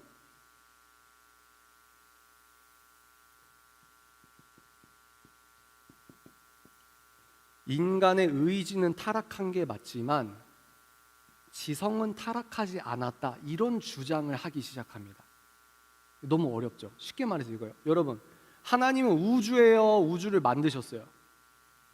하나님은 우주가 아니에요? 하나님은 우주를 만드신 분입니다. 이게 우주라고 가정을 해봅시다. 그러면 아담이 선악과를 이렇게 먹었어요. 죄가 들어왔죠. 세상이 부패하고 타락했죠. 믿으십니까? 창세기 1장을 믿으세요? 자, 그러면 이게 하나님께서 만든 창조 세계예요. 그러면 죄가 들어왔다는 건 여기 이 전부가 오염됐다는 뜻 아닙니까? 맞죠? 이 모든 게 통틀어서 오염된 거잖아요. 근데 이 지금 아퀴나스가 뭐라고 주장했냐면 인간의 지성은 이 의지는 타락했는데 지성은 타락한 게 아니야라고 하면서 뭐랄까 무신론과 하나님께 반항하는 모든 이론이 나올 수 있는 문을 열어줘요. 이해가 되세요? 그래서 아까는 제가 뭐 4가지 이렇게 보여드렸는데 이 프랜시스 셰퍼의 책을 통해서 우리가 어떤 도식으로 형상화하는 게 도움이 되냐면, 자, 이게 여러분의 안경입니다. 이게 기독교 세계관이에요. 중세시대 때는 어떻게 생각했냐? 상층부가 있어요. 그리고 하층부가 있습니다. 이 하층부는 뭐냐면 육적인 거, 하나님께서 만드신 물리, 뭐가 있을까요? 개별성, 뭐 어려운 말로 이건데 그냥 물리 세계라고 생각합시다. 육적인 거라고 생각하세요. 오케이? 여기는 물리성. 그리고 이 상층부는 뭐냐면 영적인 것, 하나님, 뭐 인간의 의미, 행복 이런 영적인 가치, 눈에 보이지 않는 것, 눈에 보이는 것 이렇게 생각합시다. 오케이? 근데 지금 뭐라고 주장했냐면 얘가 아퀴나스님께서 의지는 타락했지만 지성은 타락한 게 아니야. 여기서 그러면 인간의 지성을 활용해서 아이디어를 만들고 우리가 생각하고 어떤 작전을 짜고 이론을 만드는 거, 그러면 이거는 중립적이고 이거는 악한 게 아니라는 거야? 이러면서 점점 문이 열려져요. 근데 여러분, 사탄이 조금씩 문을 열어서 결국은 본질을 전복하려고 하는 게 사탄의 어떤 특징 중에 하나잖아요. 여기에서 자율성을 하나 갖다 놓게 되는 거예요. 무슨 말이냐? 영적인 것과 육적인 있는 것인데 아퀴나스가 문을 연 건 이 세계관에 있어서 여기에서 자율성을 하나 준 겁니다. 너희들이 아이디어로 하는 것, 너희들 이성을 활용하는 건 그것은 타락한 게 아니야. 그때부터 사람들이 어려운 말로 하면 여기에서 자율성, 하층부를 장식하면 언제든 상층부를 장식한다. 이게 어려운 말인데 쉽게 말해서 그겁니다. 영적인 것이 있었다, 육적인 것이 있었다. 예전에는 육적인 것, 물체는 하찮은 거야. 그래서 이때 당시 예술 작품을 보면 물리적인 것들을 구체적으로 그리지 않아요. 그리고 예수님 같은 걸 그릴 때는 형상화해서 그립니다. 왜? 성스러운 거니까. 근데 점점 사람의 아이디어가 들어오면 들어올수록 이게 옛날에는 하나님께서 만드신 창조 질서. 근데 사탄이 어떻게 이걸 변형시키냐면 이게 이제 신플라톤주의로 가는 거예요. 그래서 뭡니까? 신플라톤주의로 가고 이게 어떻게 바뀌냐? 나중에는 보편자, 개별자 이게 쭉쭉 이렇게 가요. 그러면서 점점 하나님이 빠지게 되는 거예요. 여기서 처음엔 지성만 자율적이야. 근데 나중에는 이것도 자율적이야. 그래서 나중에 보면은 시대가 흐르면 흐를수록 마리아를 그리는 그림이 나중에는 마리아를 예전에는 마리아를 크게 그리고 예수님 성자, 성경에 나오는 아주 유명한 인물들은 크게 그리고 사람들은 이렇게 그렸어요. 근데 점점 이 사람의 모양과 크기가 대등해집니다. 나중에는 교부와 마리아의 크기를 동시에 그리는 그림도 있어요. 나중에는 어떻게 되냐? 마리아를 그리는데 자기 아내를 모델 삼아서 마리아를 그려요. 근데 200년 전만 해도 그렇게 상상도 못하는 세계관의 사람이었어요. 왜? 상층부는 거룩해서 우리는 그걸 탐할 수가 없거든요. 어디서 성모 마리아를 그리는데, 여러분 이거는 아직 중세시대 종교개혁 전이니까 필터링해서 들으세요. 너 어떻게 그거를 성경 인물을 그렇게 네 아내를 모델 삼아서 그릴 수가 있어? 200년 전에선 허락이 안 됐어요. 근데 제가 뭐라고 했죠? 사탄은 여러분 뿔 달고 갑자기 공격할 때도 있지만 대부분 하나의 타협점으로 와요. 야, 인간이 너가 생각하는 것까지는 타협하는 게 아니야. 이해가 되십니까? 의지는 타락한 게 맞는데 인간의 지성은 타락한 게 아니야. 여기서부터 점점 문을 열어가지고 결국에는 어떻게 되냐? 어떤 왕은요 자기의 정부를 마리아라고 해서 그려놔요. 무슨 말이냐? 이래서 문화가 중요한 거예요. 넷플릭스에서 예수님을 아주 모욕적으로 그리는 영화와 드라마가 얼마나 많습니까? 근데 괜찮잖아요. 왜 그래요? 지금 문화가 그래도 된다고 해서 그러는 거예요. 그러면 이게 나중에는 어떻게 가냐? 제가 한 번에 얘기를 해드리겠습니다. 나중에는 하나님이 치워지고요, 나중에 여기 자유만 남아요. 이게 무슨 말이냐? 물리성에 갇혀서 사람들이 생각해 보니까 나중에 하나님은 여기 놔뒀다가 점점 사탄의 미혹으로 하층부에서 잠식한 자율성이 상층부를 잠식한다. 어려운 표현입니다. 이게 자꾸 바뀌어요. 위에 있는 컨텐츠가 하나님 이름 빠지고 하나님의 거룩함 빠지고 하나님께서 의미라고 하는 거 빠지고 성경적 아이디어 빠지고 여기서 남아있는 게 나중에 그 장자크 루소 시대 가면은 여기서 딱 하나 남아요. 뭐가 남으냐? 자유가 남아요. 그리고 자연이 남습니다. 여기서 자연은 자연주의예요. 물리성, 물리적인 세계와 자유 하나 남아요. 우리가 자유라는 눈에 안 보이는 고상한 가치. 왜 그럴까요? 인간은 누구나 자유롭고 싶어 하거든요. 아멘이십니까? 우리가 지금 개인의 자유가 있기 때문에 여러분들이 교회를 오시는 거잖아요. 인간은 누구나 자유롭고 싶어요. 그리고 내가 자유롭다고 하는 것들을 의미를 둡니다. 여러분 왜 살아요? 이 교회에 왜 왔어요? 지금 금요일에 바빠 죽겠는데 피곤한데 왜 왔어요? 여기서 예배드리고 수련회하고 말씀을 듣는 게 내 세계관에 있어서는 의미가 있다고 생각하니까 이걸 듣는 거 아닙니까? 근데 의미라는 건 뭐예요? 눈에 안 보이는 거잖아요. 이해가 되십니까? 지금 개인의 자유가 선생님이 개인의 자유 중요해, 자유 중요해 이러고 있는 상태거든요. 개인의 자유라는 개념은 눈에 보여요, 안 보여요? 어떠한 가치를 갖고 있잖아요. 가치는 상층부에 있는 거예요. 이해가 되십니까? 다시, 여기는 눈에 안 보이는 거, 여기는 눈에 보이는 거. 예전에는 눈에 안 보이는 게 별로 안 중요하다 했는데 점점 르네상스 시대 때는 눈에 보이는 거가 아주 중요하다. 근데 점점 하나님의 자리에 눈에 보이는 것이 잠식을 하기 시작하면서 하나님 성경적인 컨텐츠가 하나하나 빠지더니 나중에는 하나님의 이름 자체가 빠져버려요. 근데도 사람들은 뭘 쫓습니까? 눈에 안 보이는 가치가 이 사람을 끌고 가거든요. 눈에 안 보이는 가치가 끌고 가는 거예요. 저는 예수님을 제 육체적인 눈으로 본 적은 없어요. 근데 예수님을 만났어요. 선생님은 지금 살아가는 인생이 왜 재밌고 너무 행복하고 감사하냐면 예수 그리스도를 따라가는 게 내 인생의 행복이고 의미라는 그 체계가 잡혀있기 때문이에요. 이렇게 서서 여러분께 이런 얘기 하는 게 저에겐 가장 복된 자리라는 걸 제가 그런 가치를 두고 살아가고 있기 때문입니다. 눈에 안 보이는 가치잖아요. 다시, 눈에 안 보이는 가치, 눈에 보이는 것. 옛날 지식인들은 레오나르도 다빈치나 여러 지식인들의 특징이 뭐냐면 칸트까지가 그래요. 칸트까지 어떤 특징이냐면 하층부와 상층부를 어떤 통일된 이론으로 설명하고 싶어 했어요. 근데 제가 아까 뭐라고 했죠? 우리는 신앙과 생활이 하나가 된다. 그 말은 뭐냐? 기독교는요, 놀라지 마세요. 기독교는 이 세상을 통일된 관점으로 정리된 의미를 설명하는 유일한 책입니다. 물리적인 것과 영적인 것 모두를 통일된 관점과 기준으로 설명하는 책이 성경이에요.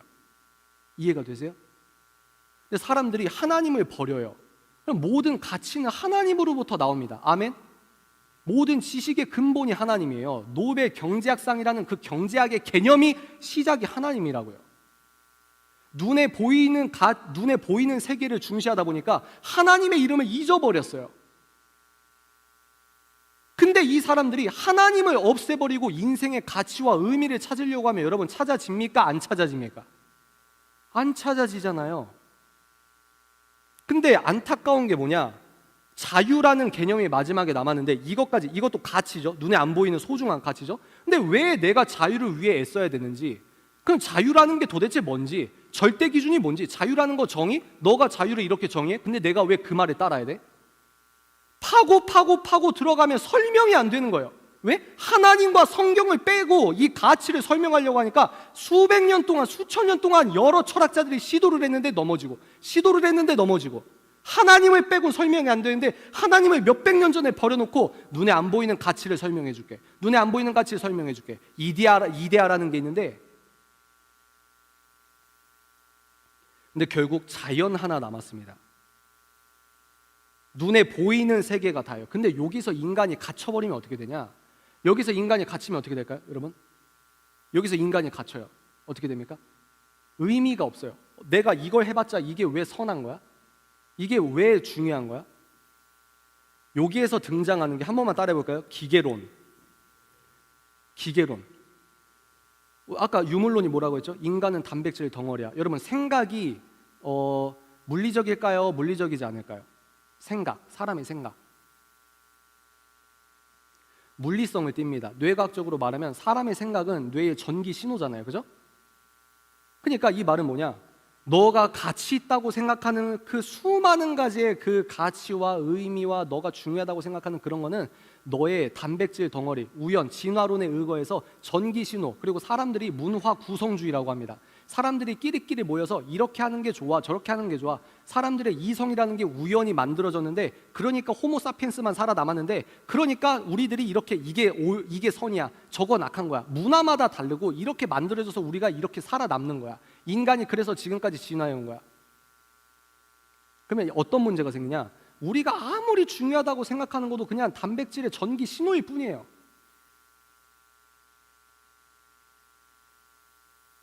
유물론과 무신론이 옳다고 생각하는 사람들은 인생의 참 의미, 눈에 안 보이는 영원한 가치를 설명할 수 있는 방법이 없어요. 왜? 하나님과 성경을 떠나서 이야기하니까.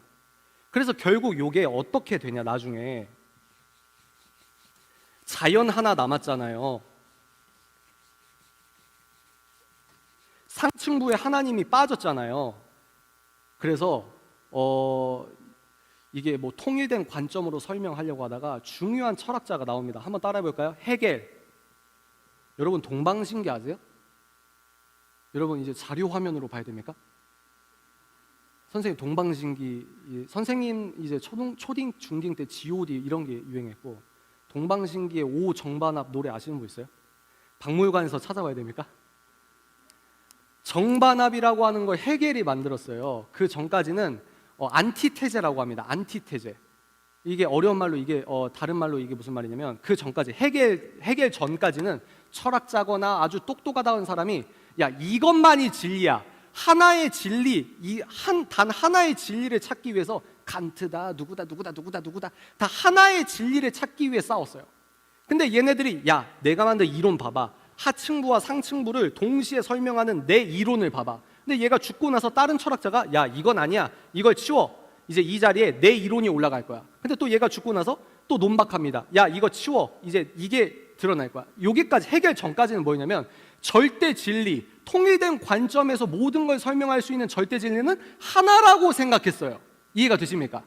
우리는 여기에서 이게 뭐죠? 성경이라고 올려두는 거예요. 근데 얘네들은 옛날에 몇백 년 전에 성경을 버렸어요 이미.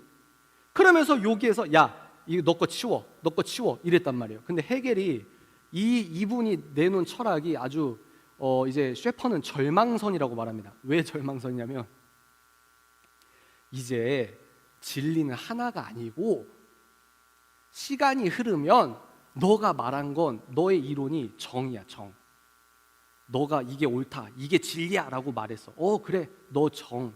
근데 이런 이론이 나오면 반드시 반대 이론이, 안티테제가 나오게 된다. 시간이 흐르면 흐를수록 테제, 안티테제, 그 다음에 발전된 형태의 합이 나온다. 이게 정반합입니다. 여러분 어떻게 너무 딱딱해요? 괜찮아요? 여러분 막 딱딱해도 난 계속 할 건데. 제가 좀 뻔뻔하거든요. 자 보십시오. 다 왔어요. 다 왔어. 여러분 너무 대단하세요. 다 왔어. 보세요. 하나의 진리가 아니라 이제 시간만 흐르다 보면 알아서 정반합. 이게 뭐냐? 예전에는 하나의 진리를 위해 싸웠다면 지금은 다양화, 상대성이 여기서부터 발현이 되는 거예요. 기독교가 정답입니다. 그래요. 내놓으세요. 기독교 정답이라고 내놓으세요. 왜냐하면 시간이 흐르면 반이 나와요. 할렐루야. 시간이 흐르면 또 합이 됩니다. 더 좋아지. 성경 아이디어가 더 발전하는 거예요. 할렐루야. 뭐 어떤 이론 철학자가 또 갖고 왔어요. 괜찮아요. 이제 반이 나올 겁니다. 그러면 시간이 지나면 또 이게 합이 이제 될 겁니다. 그러면서 하나의 절대 진리를 주장하는 사회가 아니라 이제 다양성과 상대주의가 퍼지는 사회가 만들어진다 이 말이에요. 그래서 결국은 어떻게 되냐? 여기가 이제 하나님, 정신적인 거, 하나님을 따르는 영적인 가치, 선, 자유 이런 게 다 사라져요. 그리고 여기에서 이제 뭐가 남냐? 합리성이 남습니다. 합리성. 그리고 이게 뭐죠? 비합리성. 여러분 점점 여기까지가 힘들었거든요. 이제 여러분들이 퍼즐이 맞춰질 겁니다. 보세요. 쭉 제가 너무 이렇게 엑기스로 진액처럼 줄여서 이렇게 빠르게 오긴 했는데 이 이분법이 나중에 어떻게 되냐? 아퀴나스가 야 인간의 의지는 타락했는데 지성은 타락한 게 아니야. 여기에서 하나 타협 하나 딱 하니까 이 미시적인 통로에서 사단의 진한 진액이 흘러나와서 한 1000년이 지나다 보니까 어떤 일이 발생했냐? 이제 나중에는 눈에 보이는 건 합리적인 거. 근데 요거는 비관이에요. 왜 비관일까요? 기계론이 결론이거든요. 인간은 단백질 덩어리. 인간이 추구하는 정신적인 가치를 합리적인 세계에서는 발견할 수가 없어. 그러면 이 위에는 합리적이지 않아. 여기는 낙관론. 어려운 말인데요. 그래서요, 여러분들이 지금 종교를 여기에서 올려두고 보고 있다 이 말이에요. 현대인들이. 이해가 되십니까? 다시, 왜 부모님 세대와 우리 2030 밀레니얼 세대가 말이 안 통하는지 아세요? 부모님 세대는 헤브라이즘적으로 말해요. 영적으로, 성경적으로 말한다고요. 근데 여러분들도 모르게 왜 이런 얘기 하는 줄 아세요? 잘난 체하려고 하는 게 아니고 여러분들도 모르게 공교육 20년 넘게 받아오셨는데 여러분들이 교과서라고 믿는 그 공교육의 기저가 그리스 철학이에요. 지금 우리 사회는 제2의 아테네와 같은 부분이 많습니다. 여러분들은 합리적이고 과학적이라고 하면 그냥 믿어요. 이해가 되십니까? 근데 나도 몰랐는데 이런 관점을 주지시키려고 하는 철학사가 있었다는 거예요. 제가 이 제목이 뭐죠? 지금 우리 강의 제목이 뭐죠? 결함 있는 기독교 세계관을 고치자. 결함 있는 기독교 세계관은 뭐냐? 이 우리 지금 주류 사회에서 대한민국에서 신앙생활을 하시는 많은 분들이 착각하고 있는 게 뭐다? 신앙과 생활이 분리됐다. 그러면 이제 이렇게 한번 볼까요?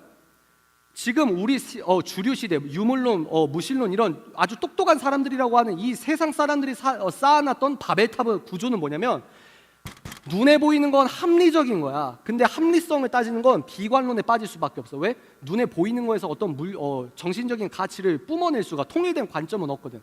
이때 이미 통일된 관점으로 이 아래 것과 위에 걸 통일된 관점으로 설명하려고 하는 시도를 포기해요. 이제 육적인 것과 영적인 걸 한 번에 통일되게 지식인이라면 누구나 이걸 통일되게 설명할 수 있는 욕심이 있었는데 지내다 보니까 결국 절망선 뭡니까? 이제 이걸 포기하는 거예요. 통일된 관점으로 설명 자체를 안 해요. 근데 우리는 통일되게 설명을 하는 거예요. 연애 결혼 때 왜 예수 그리스도를 주인공 삼아야 되냐면 너와 오빠가 연애를 하지만 너와 오빠의 연애 주인공은 너와 오빠가 아니라 예수님이야. 이게 다 눈에 안 보이는 복음의 진리 그 자체잖아요. 우리는 물리적으로 오빠와 데이트하는 거에 정신적인 가치와 영적인 가치를 함께 통일되게 생각하는 사람이잖아요. 근데 현대 사회는 그렇게 생각하지 않는다는 겁니다. 합리성과 비합리성, 여긴 낙관적이에요. 너가 인생을 이 물리적으로만 생각하면 허무주의에 빠질 수밖에 없어. 그러니까 너가 정신적인 거 하나 찾아봐. 그래서 여러분 여기에 요즘 뭘 넣습니까? 요가 놓쳐, 필라테스 놓쳐, 또 명상 놓쳐. 뭐예요? 사람들이 정신적인 것에 정답을 찾으려고 하는 거예요. 근데 현대인 크리스천들의 잘못된 점이 뭐냐면 자기의 복음을 여기에 올려놓는다는 거예요. 여기에. 그러니까 여러분 창세기 1장 1절을 믿으세요? 진화론 강의하시는 그 강의실에서도 아멘이라고 진지하게 말하실 수 있습니까? 이럴 때 흔들리는 거예요. 왜? 나도 모르게 잘못된 과학주의, 잘못된 합리주의로 여러분들이 20년 동안 잠재의식 속에서 쌓여있기 때문이에요. 근데 여러분 아까 생각해 보셨어요? 카테고리가 나눠져 있다고 했죠. 근데 사단은 유기적으로 연결해서 어떻게든 여러분 예수만 버리면 된다고 했죠. 학교에서 유물론과 무신론 관점의 잘못된 과학주의, 편향적인 과학주의 배우죠. 집에 와가지고 여러분 집에 오는 길에 유튜브 보는데 유튜브 창작자가 예수를 왕으로 따르는 사람이 아니라 뭐요? 예수를 하나의 기독교 그런 얘기를 해. 이런 세계관을 갖고 있는 사람이 여러 컨텐츠를 만듭니다. 여러분들은 에베소서 6장의 어떤 영적 무장 이거 하나도 없고 그냥 알고리즘에 뜨는 걸 보는 거예요. 인스타그램 뉴스피드에 있는 거 그냥 보는 거예요. 점점 잠재의식 속에서 제2의 아테네 시민처럼 살아간다 이 말입니다.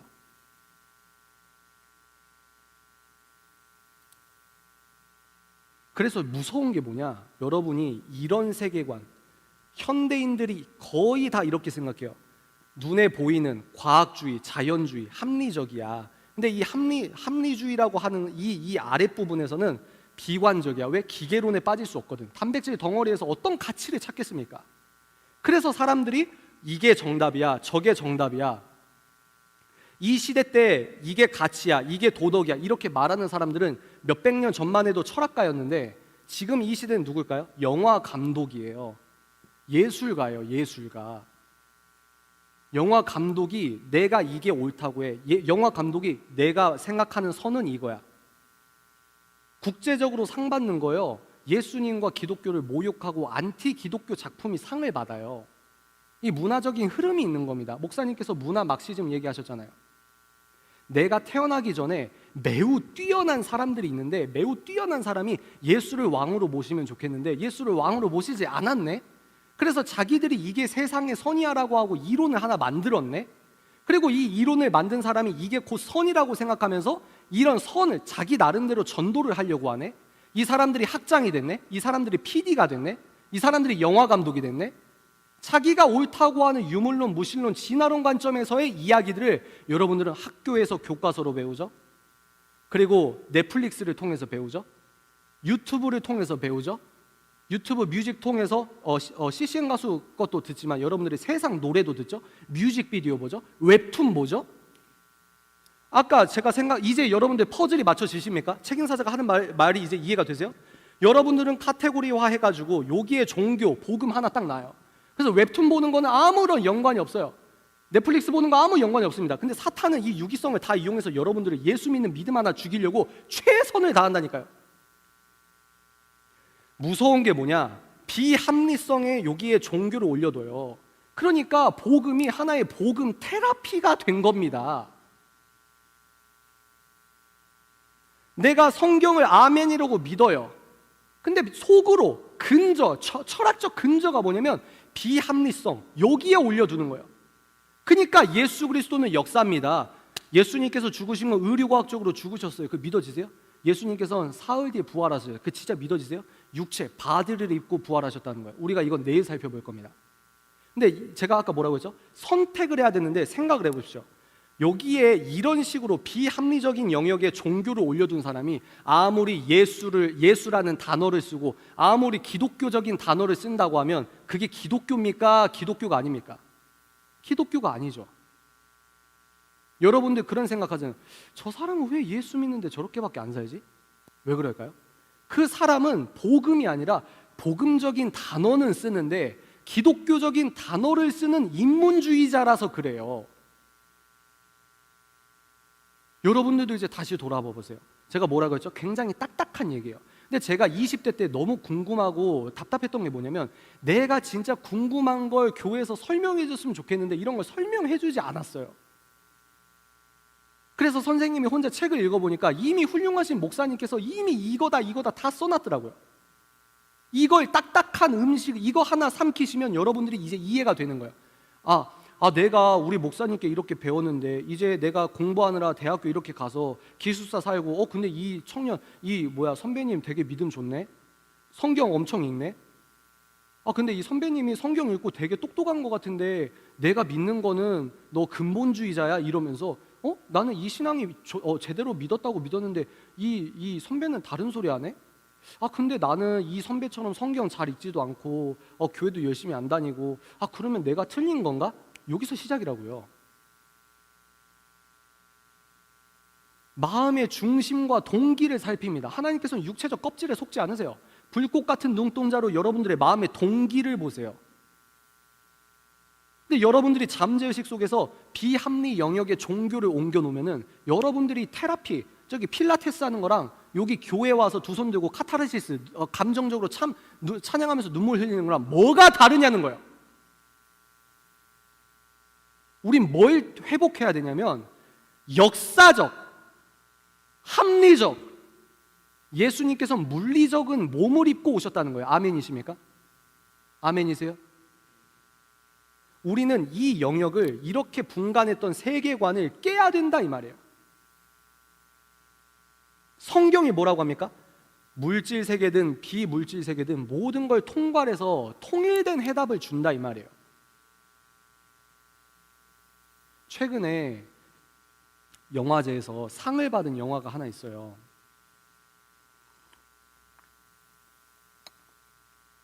박찬욱 감독이 그 영화 그 평을 어떻게 했냐면 신인류가 나타났다. 근데 저는 그 말의 의미를 알거든요. 무슨 말이냐? 당연히 반기독교적이겠죠. 그리고 그 여자분이 놀라지 마세요. 자동차랑 성관계래요. 이해가 되세요? 이건 내일 더 설명해 드릴게요. 왜 이 사람들이 너무 뜨한 이야기를 세련됐다고 진보했다고 저게 예술의 끝판왕이고 상 받았기 때문에 이런 세계관이 이제 점점 주류가 되는 거나? 여러분 무서운 게 뭐냐면 문화가 먼저 때리는 거예요. 우리가 옳다고 생각하는 거. 근데 먼저 예술가들이 때립니다. 그러면 왜 그런 얘기해? 왜 그런 얘기해? 처음엔 이래요. 근데 나중엔 점점 이 예술가들이 먼저 던지는 공으로 세상이 천천히 그렇게 흘러가는 거예요. 그러니까 남자와 여자가 사랑하는 거 이게 성경적 사랑관 아닙니까? 저는 그렇게 믿어요. 근데 이상하게 무슨 사람이 물체랑 그런 거래. 근데 거기서 아주 이름 있으신 분이 새로운 인류가 탄생했다. 그럼 얼마나 기독교인 입장에선 굉장히 낯선 의미입니까? 여러분들이 지금 제가 뭐라고 했죠? 여러분들은 10명 중에 한 분 정도 기독교인이 20대 지금 대한민국에서 기독교인입니다. 여러분들은 믿음 생활하기가 힘드실 겁니다. 지식적인 차원에서는 이미 비성경적, 반성경적인 지식이 주류라고 하고, 여러분들께 계속 정답이라고 강요할 거고, 여러분들이 무슨 이야기하면은 완전히 촌스러운 사람 보듯이 여러분들을 볼 거란 말이에요.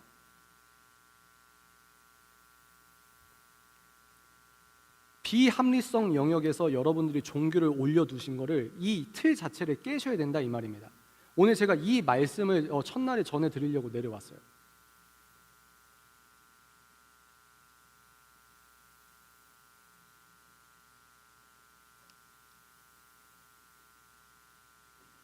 여기에서 이제 셰퍼가 말하는 것을 여러분께 말씀드리도록 하겠습니다. 만일 우리가 어떤 현대 사상 논쟁의 압력에 눌려 절대적인 성경을 제쳐두고 단순히 상층부에서 예수니 체험이니 하는 말을 갖다 붙인다면 우리는 다음과 같은 질문을 받아 마땅하다. 이렇게 하는 것과 세속 불신자들이 의미론적 신비주의에서 하는 것이나 급진주의적 신학이나 다를 바가 무엇이냐? 무슨 말이냐? 너가 이 비합리성, 합리성, 여긴 비관론, 여긴 낙관론. 그러니까 너 요 물리적인 것만 보면 허무주의 빠질 수밖에 없으니까 너 테라피하거나 요가하거나 명상하거나 기독교 종교 좋아, 그거 다녀. 근데 나도 모르게 이런 식으로 신앙과 생활이 철저하게 분리돼서 여기서 아멘 하는데 진짜 아멘은 힘든 이 과정을 이 결함 있는 상태를 고치지 않으면, 이 셰퍼 목사님이 30년, 40년 전에 뭐라고 말씀했냐? 만약에 너가 이런 세계관으로 예수 믿으면 너랑 넌 크리스천이랑 저기 자유주의 신학이라고 이상하게 이야기하는 사람이랑 뭐가 다르니?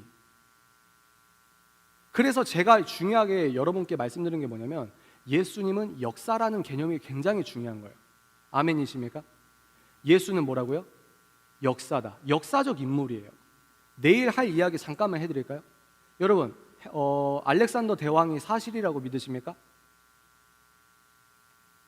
알렉산더 대왕 아시죠? 알렉산더 대왕이 사실이라고 믿으시는 분? 손 들어야지. 사실이라고 믿잖아요.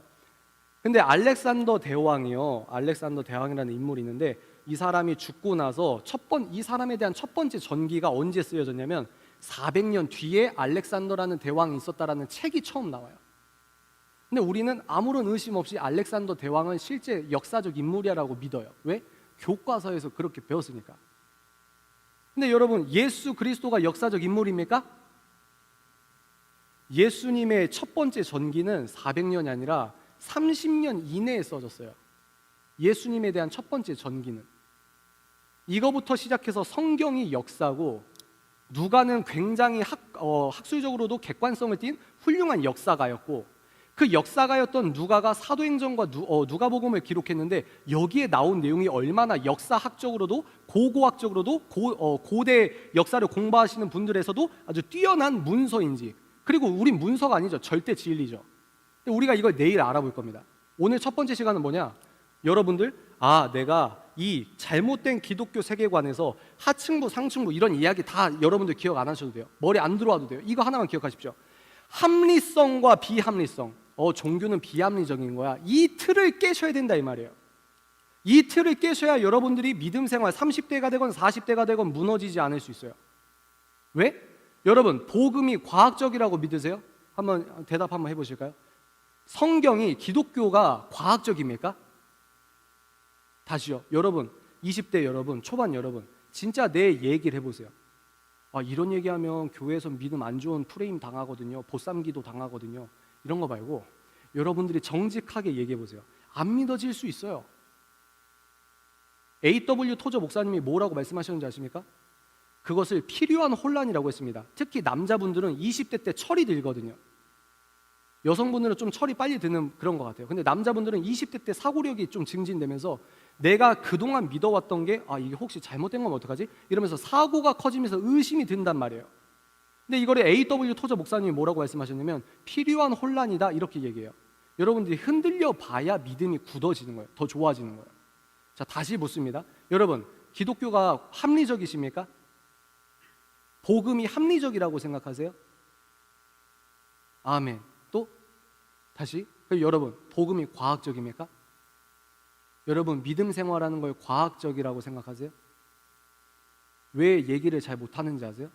제가 말했잖아요. 66번 성경 사실과 진리라고 믿으십니까? 아멘은 쉽다니까요. 근데 하나하나 이제 미시적으로 여러분 이사야가 예언받고 이렇게 예언 사역하시고 세례요한이 이렇게 하고 하늘이 성령의 비둘기 모양으로 예수님 머리 위에 있는데 이거 어떻게 생각하세요? 진짜라고 믿으십니까? 왜 우리가 쉽게 대답을 못하냐? 여러분이 20년 동안 받아온 공교육 체계가 종교, 너가 믿는 기독교는 합리적인 영역이 아니야, 사실과 과학적인 영역이 아니야, 이렇게 얘기를 하는 거예요. 근데 오늘 잠언에서 우리가 뭐라고 말했습니까? 여러분, 모든 지식의 근본이 뭐라고요? 여호와 하나님을 인정한다고요. 과학이라는 것도 창세기 1장 1절에서 나온 거 아닙니까? 아멘이십니까? 합리가 뭐예요? 누구보다 합리라는 말 자체가 하나님으로부터 나온 거 아닙니까? 아멘이십니까? 우리가 이 싸움을 해야 된다는 거예요. 이 이분법이 이제 어른들은요, 이게 이제 정치로 가는 거예요. 왜 너 여기서 유기성, 우리는 너무 당연하게 유기적인데 잘못된 정교분리, 정교분리에 대한 역사적 어떤 이런 진지한 고찰이 아니라 그냥 내가 어설프게 피상적으로 알고 있는 정교분리, 이게 이 이분법이 계속해서 가는 거예요. 왜 청년들이 교회를 떠나냐? 엄마 아빠가 교회에서 아멘하는 모습과 집안에서 보여주는 행동이 너무 달라. 그럼 엄마 아빠는 왜 그렇게 행동이 다르냐? 교회에서 내가 종교 생활하는 것과 예수를 믿는 방식으로 내 아들 딸들을 가르치고, 내가 세금 하나 내는 것도 하나님 앞에서 벌벌 떨어야 되고, 내가 자동차 운전하는 것도 하나님 앞에서 벌벌 떨어야 되고, 뭐죠? 이분법이 아니라 월, 화, 수, 목, 금, 토요일 내 모든 가정, 내 서류 가방, 내가 사인하는 사인 종이, 내 모든 생활의 영역의 주인공은 내가 아니라 하나님이시기 때문에 내가 두렵고 떨리는 마음으로 선하게 살려고, 예수 그리스도를 닮아가려고 하는 노력이 있어야 되는데, 종교 생활은 열심히 해요. 교회 한 번도 안 빠집니다. 근데 내가 직접 살아가는 거는 너무 동떨어진 삶을 사는 거예요. 왜? 그 기저에 뭐가 있냐? 이분법이 있다는 거예요. 그래서 지금 우리 교회가, 우리 물리적 이 소중한 교회와 우리 기독교인들이 실제적인 위협 앞에서도 고개를 돌리는 거예요. 왜? 이거는 종교 영역이 아니라고 생각하니까. 교수님들이 여러분들을 전공 지식으로 누를 겁니다. 이런 이야기하면은 요즘에는 극단적이라는 얘기를 듣는 거예요. 쟤 완전 꼴통이다. 책임사자 꼴통인 줄 알았는데 완전 위험한 얘기하네. 무슨 말이 위험하다는 겁니까? 이런 종교, 저의 종교관, 복음이 사실과 진리라고 믿는 이 기독교인들의 사상, 이 복음을 기반해서 나온 게 종교의 자유, 개인의 자유, 여러분들 누리시는 자유민주주의라는 사회 시스템이에요. 다시요. 우리가 과학을 논하고 합리를 논하고 예수 그리스도 복음을 논하고 이런 자리에서 우리가 신체가 보호받고, 내가 예배 드린다고 누가 날 안 때리잖아요. 내가 예배 드린다고 예배 드릴 때마다 동사무소 가서 7만 원씩 내면 여러분 교회 다닐 겁니까? 우리가 이렇게 종교 생활에 아무렇지도 않게 복음을 위해서 교회에서 이렇게 누리고 있는 이런 자유가 기독교에서 나온 자유민주주의 시스템이라는 학술적인 허리가 있어요. 허리가 학술적인, 역사적인. 근데 이걸 많은 분들이 모르십니다. 그러니까 지금은 주객이 전도된 거예요. 아까 상층부에서 하나님 빼버렸다고 했죠. 주객이 전도돼서 지금은 기독교 사상, 여러분 인권이 왜 나왔어요? 인권이라는 단어가 왜 나왔습니까? 인간이 왜 권리가 있어요? 생각해 보십시오. 비합리, 이 합리성, 이 자연주의에서 인권이라는 개념의 아이디어가 나올 수 있을까요? 인간이 왜 개, 돼지와 달라요? 설명 가능하신 분 있으세요? 왜 달라요? 근데 성경은 뭐라고 했죠? 눈에 보이는 거나 눈에 보이지 않는 거나 통일된 관점으로 완벽한 설명을 해주신다. 뭡니까? 우리는 뭐다? 유신론자다. 뭐다? 인격신이다. 인격신이시기 때문에 우리가 창조받은 우리는 인격적인 존재가 된 겁니다. 아멘이십니까? 퍼즐이 맞춰지십니까? 천천히. 그래서 제가 말씀드린 거예요. 어려울 거니까 유튜브로 돌려보시면 된다고. 여러분들이 왜 권리가 있어요? 강아지와 동물과 뱀이랑 여러분들이 왜 다릅니까? 창세기 1장과 요한계시록 22장까지 진리라고 믿으십니까? 하나님께서 우리를 만드셨거든요. 과학이 아무리 발달해도요, 지금 여러분 가슴에 손 얹으면 쿵쾅쿵쾅 뛰잖아요. 이 심장의 물리력의 근원을 아직도 몰라요. 과학이 아무리 발달했다고 해도요, 지금 무당이 굿하면서 칼 위에서 춤추는 거, 그 과학적 증명 가능합니까? 자기가 설명 안 되는 건 안 쳐다보고 이게 왕이야, 과학이 왕이야. 그게 과학주의예요. 근데 우린 다르다 이 말입니다.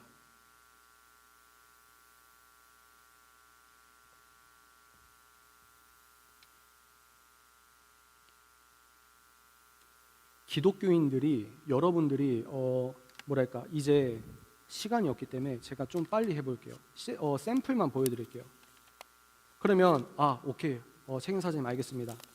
통일된 관점으로 내가 신앙과 생활이 합일시 되는 걸 알았습니다. 내가 종교는 복음은 비합리 영역이라고 생각했는데 내가 그 틀을 벗겠습니다. 통일된 관점에서 여러분들이 평소 궁금해하는 종이를 까보도록 하겠습니다. 이것은 너무 철학적인 주제라서 오래 걸릴 것 같고요. 술이 죄인가요? 죄라면 왜 그런 건가요? 이제 여러분들 이제 아시겠어요? 이게 실제 여러분들이 궁금해하는 고민이었단 말이에요. 술이 왜 죄일까요? 술 마시는 건 신학적으로 죄가 아니거든. 포도주가 있었거든. 전 그런 거 모르겠고 하나는 알아요. 뭐? 하나님께서 거룩하라고 하셨습니다. 술과 관련된 브레인스토밍 한번 해볼까요? 술 얘기하니까 여러분 눈이 떠지시네. 희나를 보여주시는 은사자들이 많았는데 술 얘기하니까 여러분들 또렷또렷해지시네요. 여러분 술과 관련된 알고리즘으로 관련된 브레인스토밍 한번 해보세요. 술 하면 뭐가 떠오릅니까? 일단 조명이 어둡지 않아요? 그리고 종교를 차치하더라도 강력범죄의 50% 이상이 술과 관련된 장소와 술과 관련된 일입니다. 술을 마시고 여러분들이 취해서 더욱더 예수님을 닮아갈 수 있는 가능성이 있을까요? 양심에 손을 얹고 생각을 해보세요.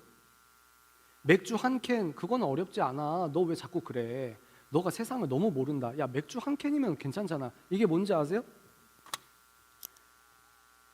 상층부, 하층부. 여기 하나님의 것, 눈에 보이지 않는 하나님의 가치. 여기는 물리적인 것. 야 맥주 한 캔은 괜찮아. 여기서 자율성 하나 딱 들어오는 거예요. 제가 아까 뭐라고 했죠? 여기에서 자율성 들어오면 상층부를 잠식한다. 맥주 한 캔이 두 캔이 되는 거예요. 맥주 두 캔이 소주가 되는 겁니다. 그러면서 맥주를 먹고 소주를 먹고 이게 뭐 이것도 중요할 수 있겠지만 거기에서 여러분들이 음주 문화를 통해서 뭘 하냐는 거예요. 여러분들이 음주 문화를 통해서 누리는 그 교제가 아름답습니까? 아름다워요? 거룩합니까? 거룩과 가깝습니까? 음란에 빠질 가능성이 매우 큽니까? 데이터를 보고 말하자고요. 그러니까 이게 힘든 거예요. 제가 왜 그랬죠? 아까 기억나세요? 절대주의자. 우리는 시대가 바뀌고 모든 사람이 그냥 이제 괜찮다고 하더라도 끝까지 신호등은 빨간색과 초록색이 있어야 됩니다. 이걸 주장하는 사람이에요. 또 볼까요?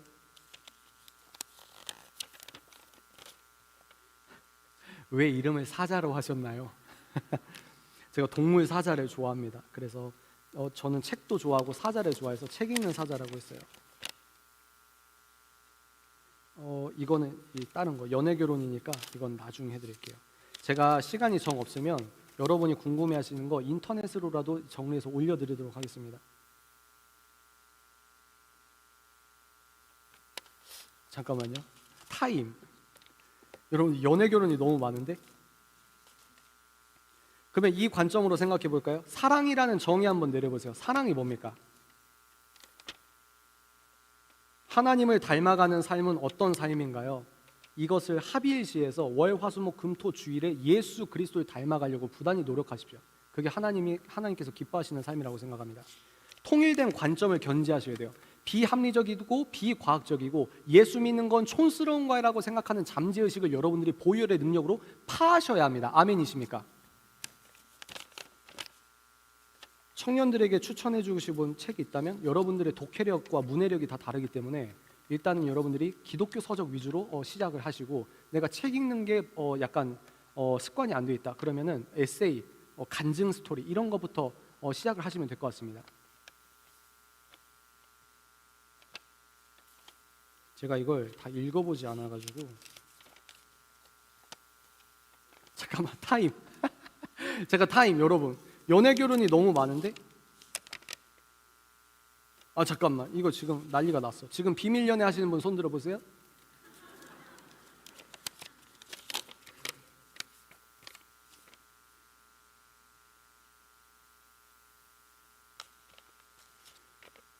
꿈 없이 지내자 취업 시기가 다가왔습니다. 현재 하나님과의 관계 또한 회복하기 위해 노력 중입니다. 수년간 아무리 생각해도 나아가야 할 방향을 모르겠는데 막연히 꿈을 달라라는 기도를 드려도 되는 걸까요? 막연하다는 단어가 참 좋은 것 같아요. 우리 신앙생활이 막연하면 안 되거든요.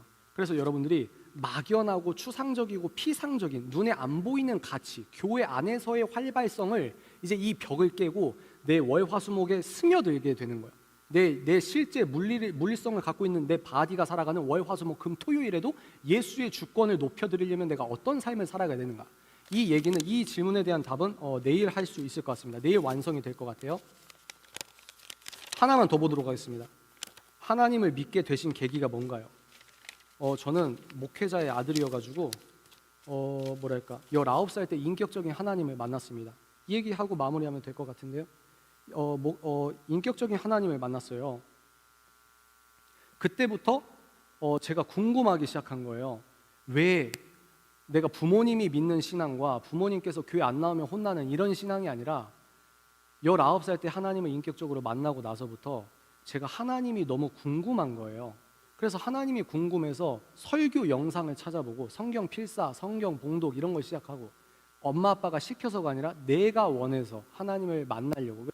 내가 하나님이 너무 좋아서 하나님 기뻐하시는 걸, 내 기뻐하시는 삶을 살고 싶어. 내 하루하루 선택이 하나님께서 기뻐하셨으면 좋겠어. 근데 내가 설교는 평생 많이 들어왔는데 진짜 하나님께서 기뻐하시는 실생활 영역에서의 방법론을 몰랐던 거예요. 어떻게 연애해야 하나님께서 기뻐하시는 연애지? 크리스천들은 소비를 어떻게 해야 되지? 크리스천들은 취업 준비를 어떻게 해야 되지? 이거를 궁금해하면서 저 혼자 열심히 노력하면서 책을 본 겁니다. 그리고 저 나름대로 생각을 하다 보니 그 책을 읽고 하나님 경배하기 위해, 하나님 더 열정 올려드려서 영광 올려드리기 위해 내가 선이라고 생각하는 거 말고 하나님께서 선이라고 생각하는 온전한 예배자의 삶을 살기 위해 성경과 기독교 서적을 보다 보니까 여기까지 온 거예요. 지금 여러분 생각해 보세요. 여러분들이 이런 내용을 한 번도 모르셨던 분들은 우리 수련회에서 내가 평소 생각했던 복음적 이야기와 강연이 아닐 거예요. 근데 웃긴 게 뭐냐면 하나님께서 저를 여기까지 인도를 하셨다는 거예요. 여러분의 하나님이 저의 하나님입니다. 우리의 하나님이잖아요. 맞습니까? 근데 저는 예수님 만나고 나서 신학원을 곧바로 가려고 했는데 주님께서 광야를 걷게 하셔서 14년이 흘렀어요. 근데 저가 이렇게 생각해 보니까 내가 그동안 생각했던 신앙생활이 아니라 왜 내가 이런 말들을 하고 있지? 왜 내가 이런 말들을 하고 있지? 근데 제가 문제의식을 갖고 있는 게 뭐냐면 썰물처럼 청년들이 빠져나가는데 남녀공학 대학교에서도 여자분들이 화장하거나 여성스럽게 옷 입으면은 촌스럽고 정신 구조물에 갇혀 있어. 이런 취급을 받고 있는데 젊은 분들이 페미니즘을 복음처럼 빨아들이고 있는데 90년대 때 경배와 찬양 집회 막 사람들이 몰려가듯이 지금 젊은이들이 반복음적이거나 비복음적인 컨텐츠와 이론으로 복음처럼 빨아들이면서 교회를 떠나가고 있는데 교회는 아무런 위기의식이 없다 이 말이에요. 마치 상층부에 올려둔 이 반쪽짜리 기독교처럼 아멘이라고 믿고 여기에서 믿음 좋아 보이는 카테고리, 내가 오랫동안 교회 다니면 다닐수록 여기에서 내가 믿음 좋아 보이는 코스프레는 너무 잘하는데 대학교에서, 인터넷에서, 스마트폰 최근 기록에서 하나님의 주권을 인정하지 않는 겁니다. 20대 때 땀 흘리면서 뛰었어요. 온몸이 땀에 젖도록 뛰면서 찬양했습니다. 같이 뛰었던 청년들이 어디 갔는지 모르겠어요. 그 청년들도 경험이 있단 말이에요. 하나님을 기뻐하신, 하나님을 만난 경험이 있었던 친구들이었습니다. 근데 지금은 왜 우리가 뜨뜻미지근한 믿음이 됐냐? 왜 지금은 교회 안 다니는 사람들이 됐냐? 예수 그리스도는 역사인데 우리가 믿는 건 창피하거나 촌스럽거나 반지성이 아니고 지성 위에 지성이고 예수는 역사고. 아멘이십니까? 사람들이 왜 다른 이념을 따릅니까? 사람들이 왜 다른 이념을 따라요? 여러분 왜 시민운동 하십니까? 왜 페미니즘을 따라가세요? 왜 네오 막시즘이건 왜 상대주의를 따라가십니까? 인생의 의미를 찾고 싶다 이거예요. 근데 교회를 다니시는 분들이 인생의 참 행복과 의미를 공급받지 못해요. 이게 분리되어 있으니까. 여기서 아멘은 쉬운데 유튜브에서 영상 올리다 보니까 책 읽는 사자 아저씨랑 나는 모르는 사이인데 자기가 진짜 고민을 이메일로 이만큼 써서 보내는 거예요. 목사님 아들, 선교사님 아들, 장로님 아들 다 소용없습니다. 진짜 궁금한 걸 얘기하는 거예요. 그래서 제 말은 그거예요. 진짜 중요한 게 이거 같습니다.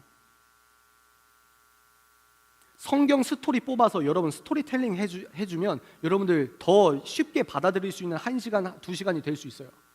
근데 왜 이런 딱딱한 얘기를 하고 있냐 이 말이에요. 왜 그럴까요? 무신론 지성인들이 만든 이론이 바탕된 사회가 주류 사회가 되다 보니까 내가 이런 영적인 센서가 개발돼서 적이 사탄이 어떻게 우리를 공격하는지에 대해 이론적으로 공부가 안 돼 있으면 넘어간다는 거예요. 근데 얼마나 답답하냐면 이런 얘기하면 뭐라고 하지 아십니까? 역시 지식주의자야. 성령이면 다 되거든. 지식주의자야. 책책책거리더니 스콜라적이네. 아니에요. 아니라고요. 제가 뭐라고 했죠? 영성은 균형입니다. 성령에 불받아서 3시간 동안 열심히 기도하는 영성도 영성이고 주를 위해 철저히 무리받아 덮음같이 이 세상의 시세를 공부하고 이 세상이 뭐가 옳다고 하는 그 이론을 여러분들이 막 진액적으로 뽑아 먹을 필요 없습니다. 기독교 서적, 훌륭한 목사님과 신학자들이 마르크스주의가 무엇인지, PC주의가 무엇인지, 근대사를 어떻게 했는지, 기독교인들은 생활 속에서 어떻게 살아야 되는지 너무나 많이 잘 써있는 책들이 너무 많단 말이에요. 근데 우리는 교회 떠나면은 그런 공부는 안 해요. 여러분 성령 충만이 뭡니까? 이 얘기만 하고 마무리할게요. 성령 충만이 뭐예요? 미국에 엄청나게 위대한 신학자 겸 목사님이 있어요. 조나단 에드워즈라는 목사님입니다. 그 목사님이 미국의 대부흥을 2번이나 겪은 분이에요. 사람들 막 치유받고 예언받고 환상 보고 이런 거예요. 근데 이 목사님이 부흥을 2번이나 경험해 보니까 뭔가 부작용이 있는 거예요. 그래서 이분이 목회자로서 정리를 한 책이 있습니다. 성령 충만이 도대체 뭐냐? 여러분 우리가 방금도 성령이 오셨네, 성령이 오셨네. 왜 이 성령이 오셨다는 게 뭐예요? 성령님 내주하시고 충만하시다는 게 무엇입니까? 말을 못 하잖아요. 왜 그럴까요? 추상적이라서 그래요. 방언하면 성령 충만입니까? 소극적 증거입니다. 왜요? 귀신 들린 사람도 방언해요. 타종교도 방언해요. 타종교도 환상 봐요. 성령 충만이 무엇입니까? 조나단 에드워즈 목사님께서 5가지 적극적 증거를 말씀하셨습니다. 첫 번째, 성령 충만한 사람은 따라합시다. 예수 충만. 하물며 예쁜 케이크도 알리고 싶어 해서 우리가 별스타그램에서 올려서 필터 넣고 올리잖아요. 오랜만에 호캉스 가가지고 내가 예쁜 모습 찍어서 올리잖아요. 알리고 싶어 해요. 인간은 좋은 걸 알리고 싶어 하는 영적 본능이 있어요. 근데 나를 구해주신 예수 그리스도를 내가 만났다고 하는데 인스타그램에 예수님 얘기 안 하는 게 이상한 거 아니에요? 여러분들이 이분법적으로 살고 있잖아요. 여러분 SNS에 예수 그리스도 향기가 드러나십니까? 창피하게 느껴지죠. 왜? 비합리적이라고 생각하는 잠재의식의 컨텐츠에 절어 있으니까. 여러분들이 전공 공부하고 대학교 갈 때 여러분들이 창피하지 않으세요? 여러분들이 예수 그리스도 향기가 납니까? 왜 예수님 믿는 티를 잘 안 내려고 하죠? 잠재의식 속에 부끄러우니까.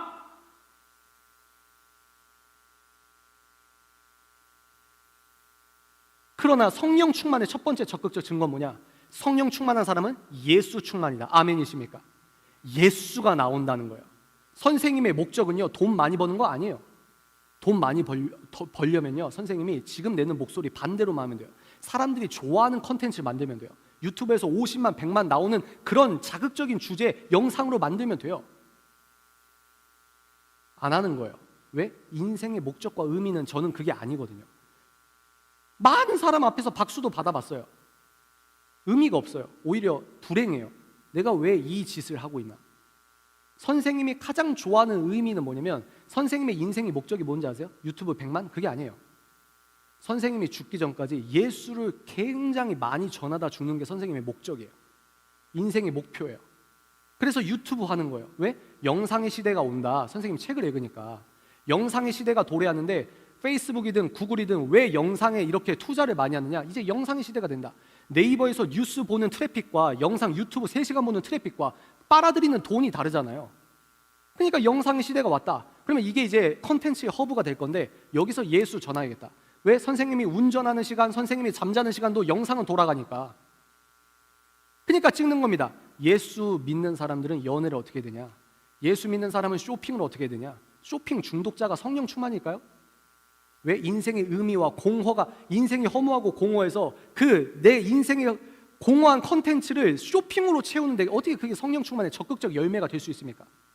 여러분, 예수 그리스도를 많이 말하시는 게 성령 충만의 첫 번째 적극적 증거라는 거예요. 두 번째 증거 한번 따라해 보실까요? 성경 충만. 아멘만 하지 마시고 실제 읽으셔야 된다 이 말이에요. 세계로 교회는 너무너무 감사한 교회라고 생각합니다. 이 역사적인 교회 단에 선 이 영광을 제가 얼마나 오늘 하나님께 감사기도 올려드렸는지 모르겠어요. 성령 충만한 사람은 예수가 나올 수밖에 없다. 두 번째, 성경을 읽는다. 세 번째 특징, 교리 충만. 교리 충만은 뭐냐면 안전한, 성경에 이상한 얘기해서 사이비가 이 끝이 다르다는 거거든요. 그런 게 아니라 건강하게 예수 믿기 위해 열심히 공부하는 거다, 이렇게 생각하시면 될 것 같습니다. 네 번째 뭐냐? 눈물의 회개. 한번 따라 볼까요? 회개. 성령 충만의 네 번째 적극적 증거는 회개입니다. 회개가 있어야 돼요. 내가 죄라고 생각하지 않았는데 이게 가장 하나님을 슬프게 했던 불의의 도구로서 내가 세상과 문화에 절어서 나도 모르게 이분법적으로 은연히 하나님을 부끄러워하고 창피해하는 결함 있는 세계관으로 예수 믿었던 걸 회개하셔야 돼요.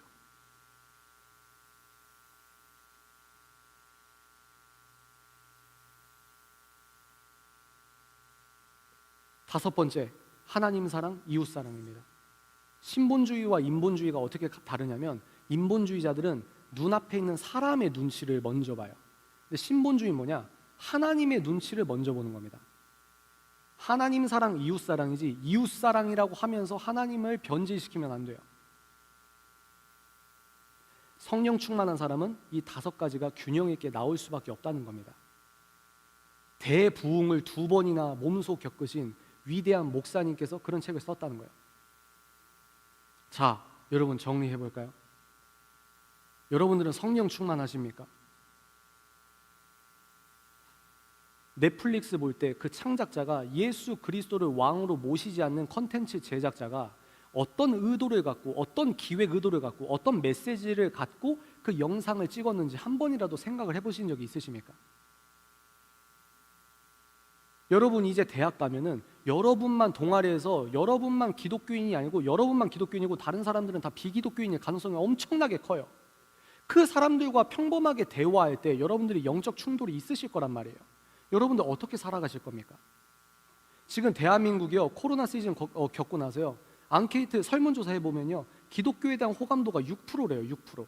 근데 여러분들은 예수를 믿고 사는 사람이에요. 근데 여기에서 우리가 봤습니다. 절대주의자란 말이에요. 예수를 믿는 건 타협이 불가해요. 근데 세상은요, 점점 성경에서 옳다고 말하는 방식으로 역사가 진행이 되면 좋을 텐데, 예수님께서 뭐라고 하셨습니까? 여러분들이 시간이 흐르면 흐를수록 어떻게 된다고요? 세상은 성경이 옳지 않다고 하는 걸 옳다고 할 가능성이 엄청 커요. 그리고 그걸 영화로 만들고요, 법으로 제정할 거고요. 그런 중차대한 시기에 여러분들이 예수를 믿는다는 거예요. 굉장히 진지한 문제라는 거예요.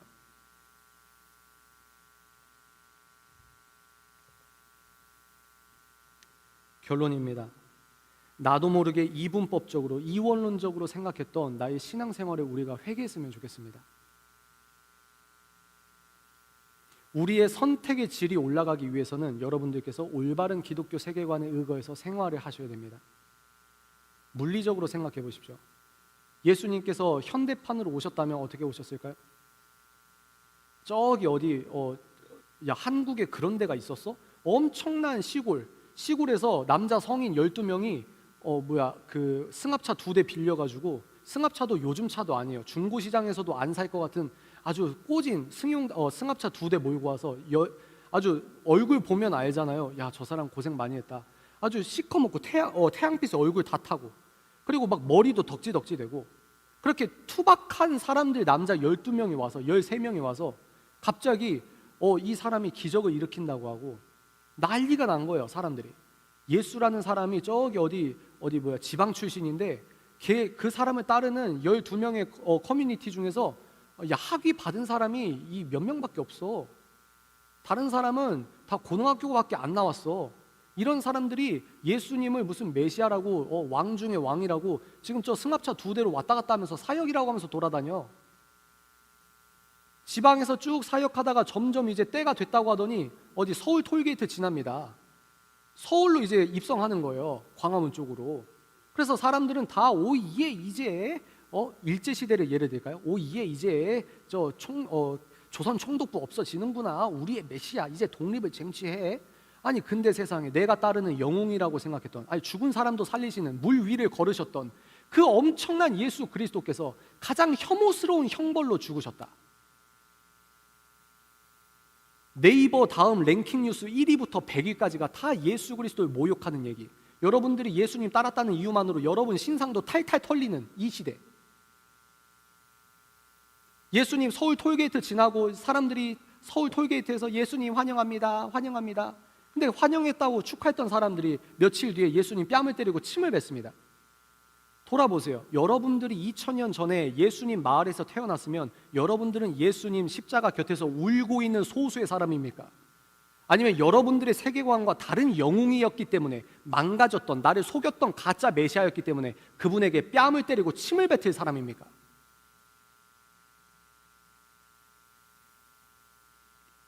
사실과 현실에 근거한 온전한 기독교 세계관을 장착하면 실생활 선택의 대부분의 문제가 해결이 됩니다. 연애의 주인공이 예수 그리스도가 되게 하십시오. 직장생활, 면접 준비의 주인공이 하나님이 되게 하십시오. 하나님의 면접에 먼저 합격하시면 됩니다. 그런 깡이 있어야 돼요. 지금은 그런 깡이 없으면 예수 믿는 믿음 잘 지키기 힘들 수 있어요.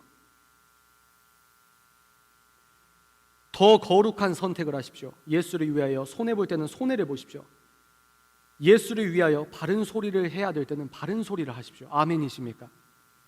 예수님을 창피하거나 비합리적으로 여기거나 비과학적으로 여기는 게 아니고 예수, 하나님을 두려워하는 그 온전한 지식 안에서 복음적 합리와 복음적 이성과 복음적 상식으로 예수 그리스도를 전하시길 바랍니다. 아멘이십니까? 예수님은요, 요즘 핫하다는 카페 팬케이크보다 위대하신 분이에요.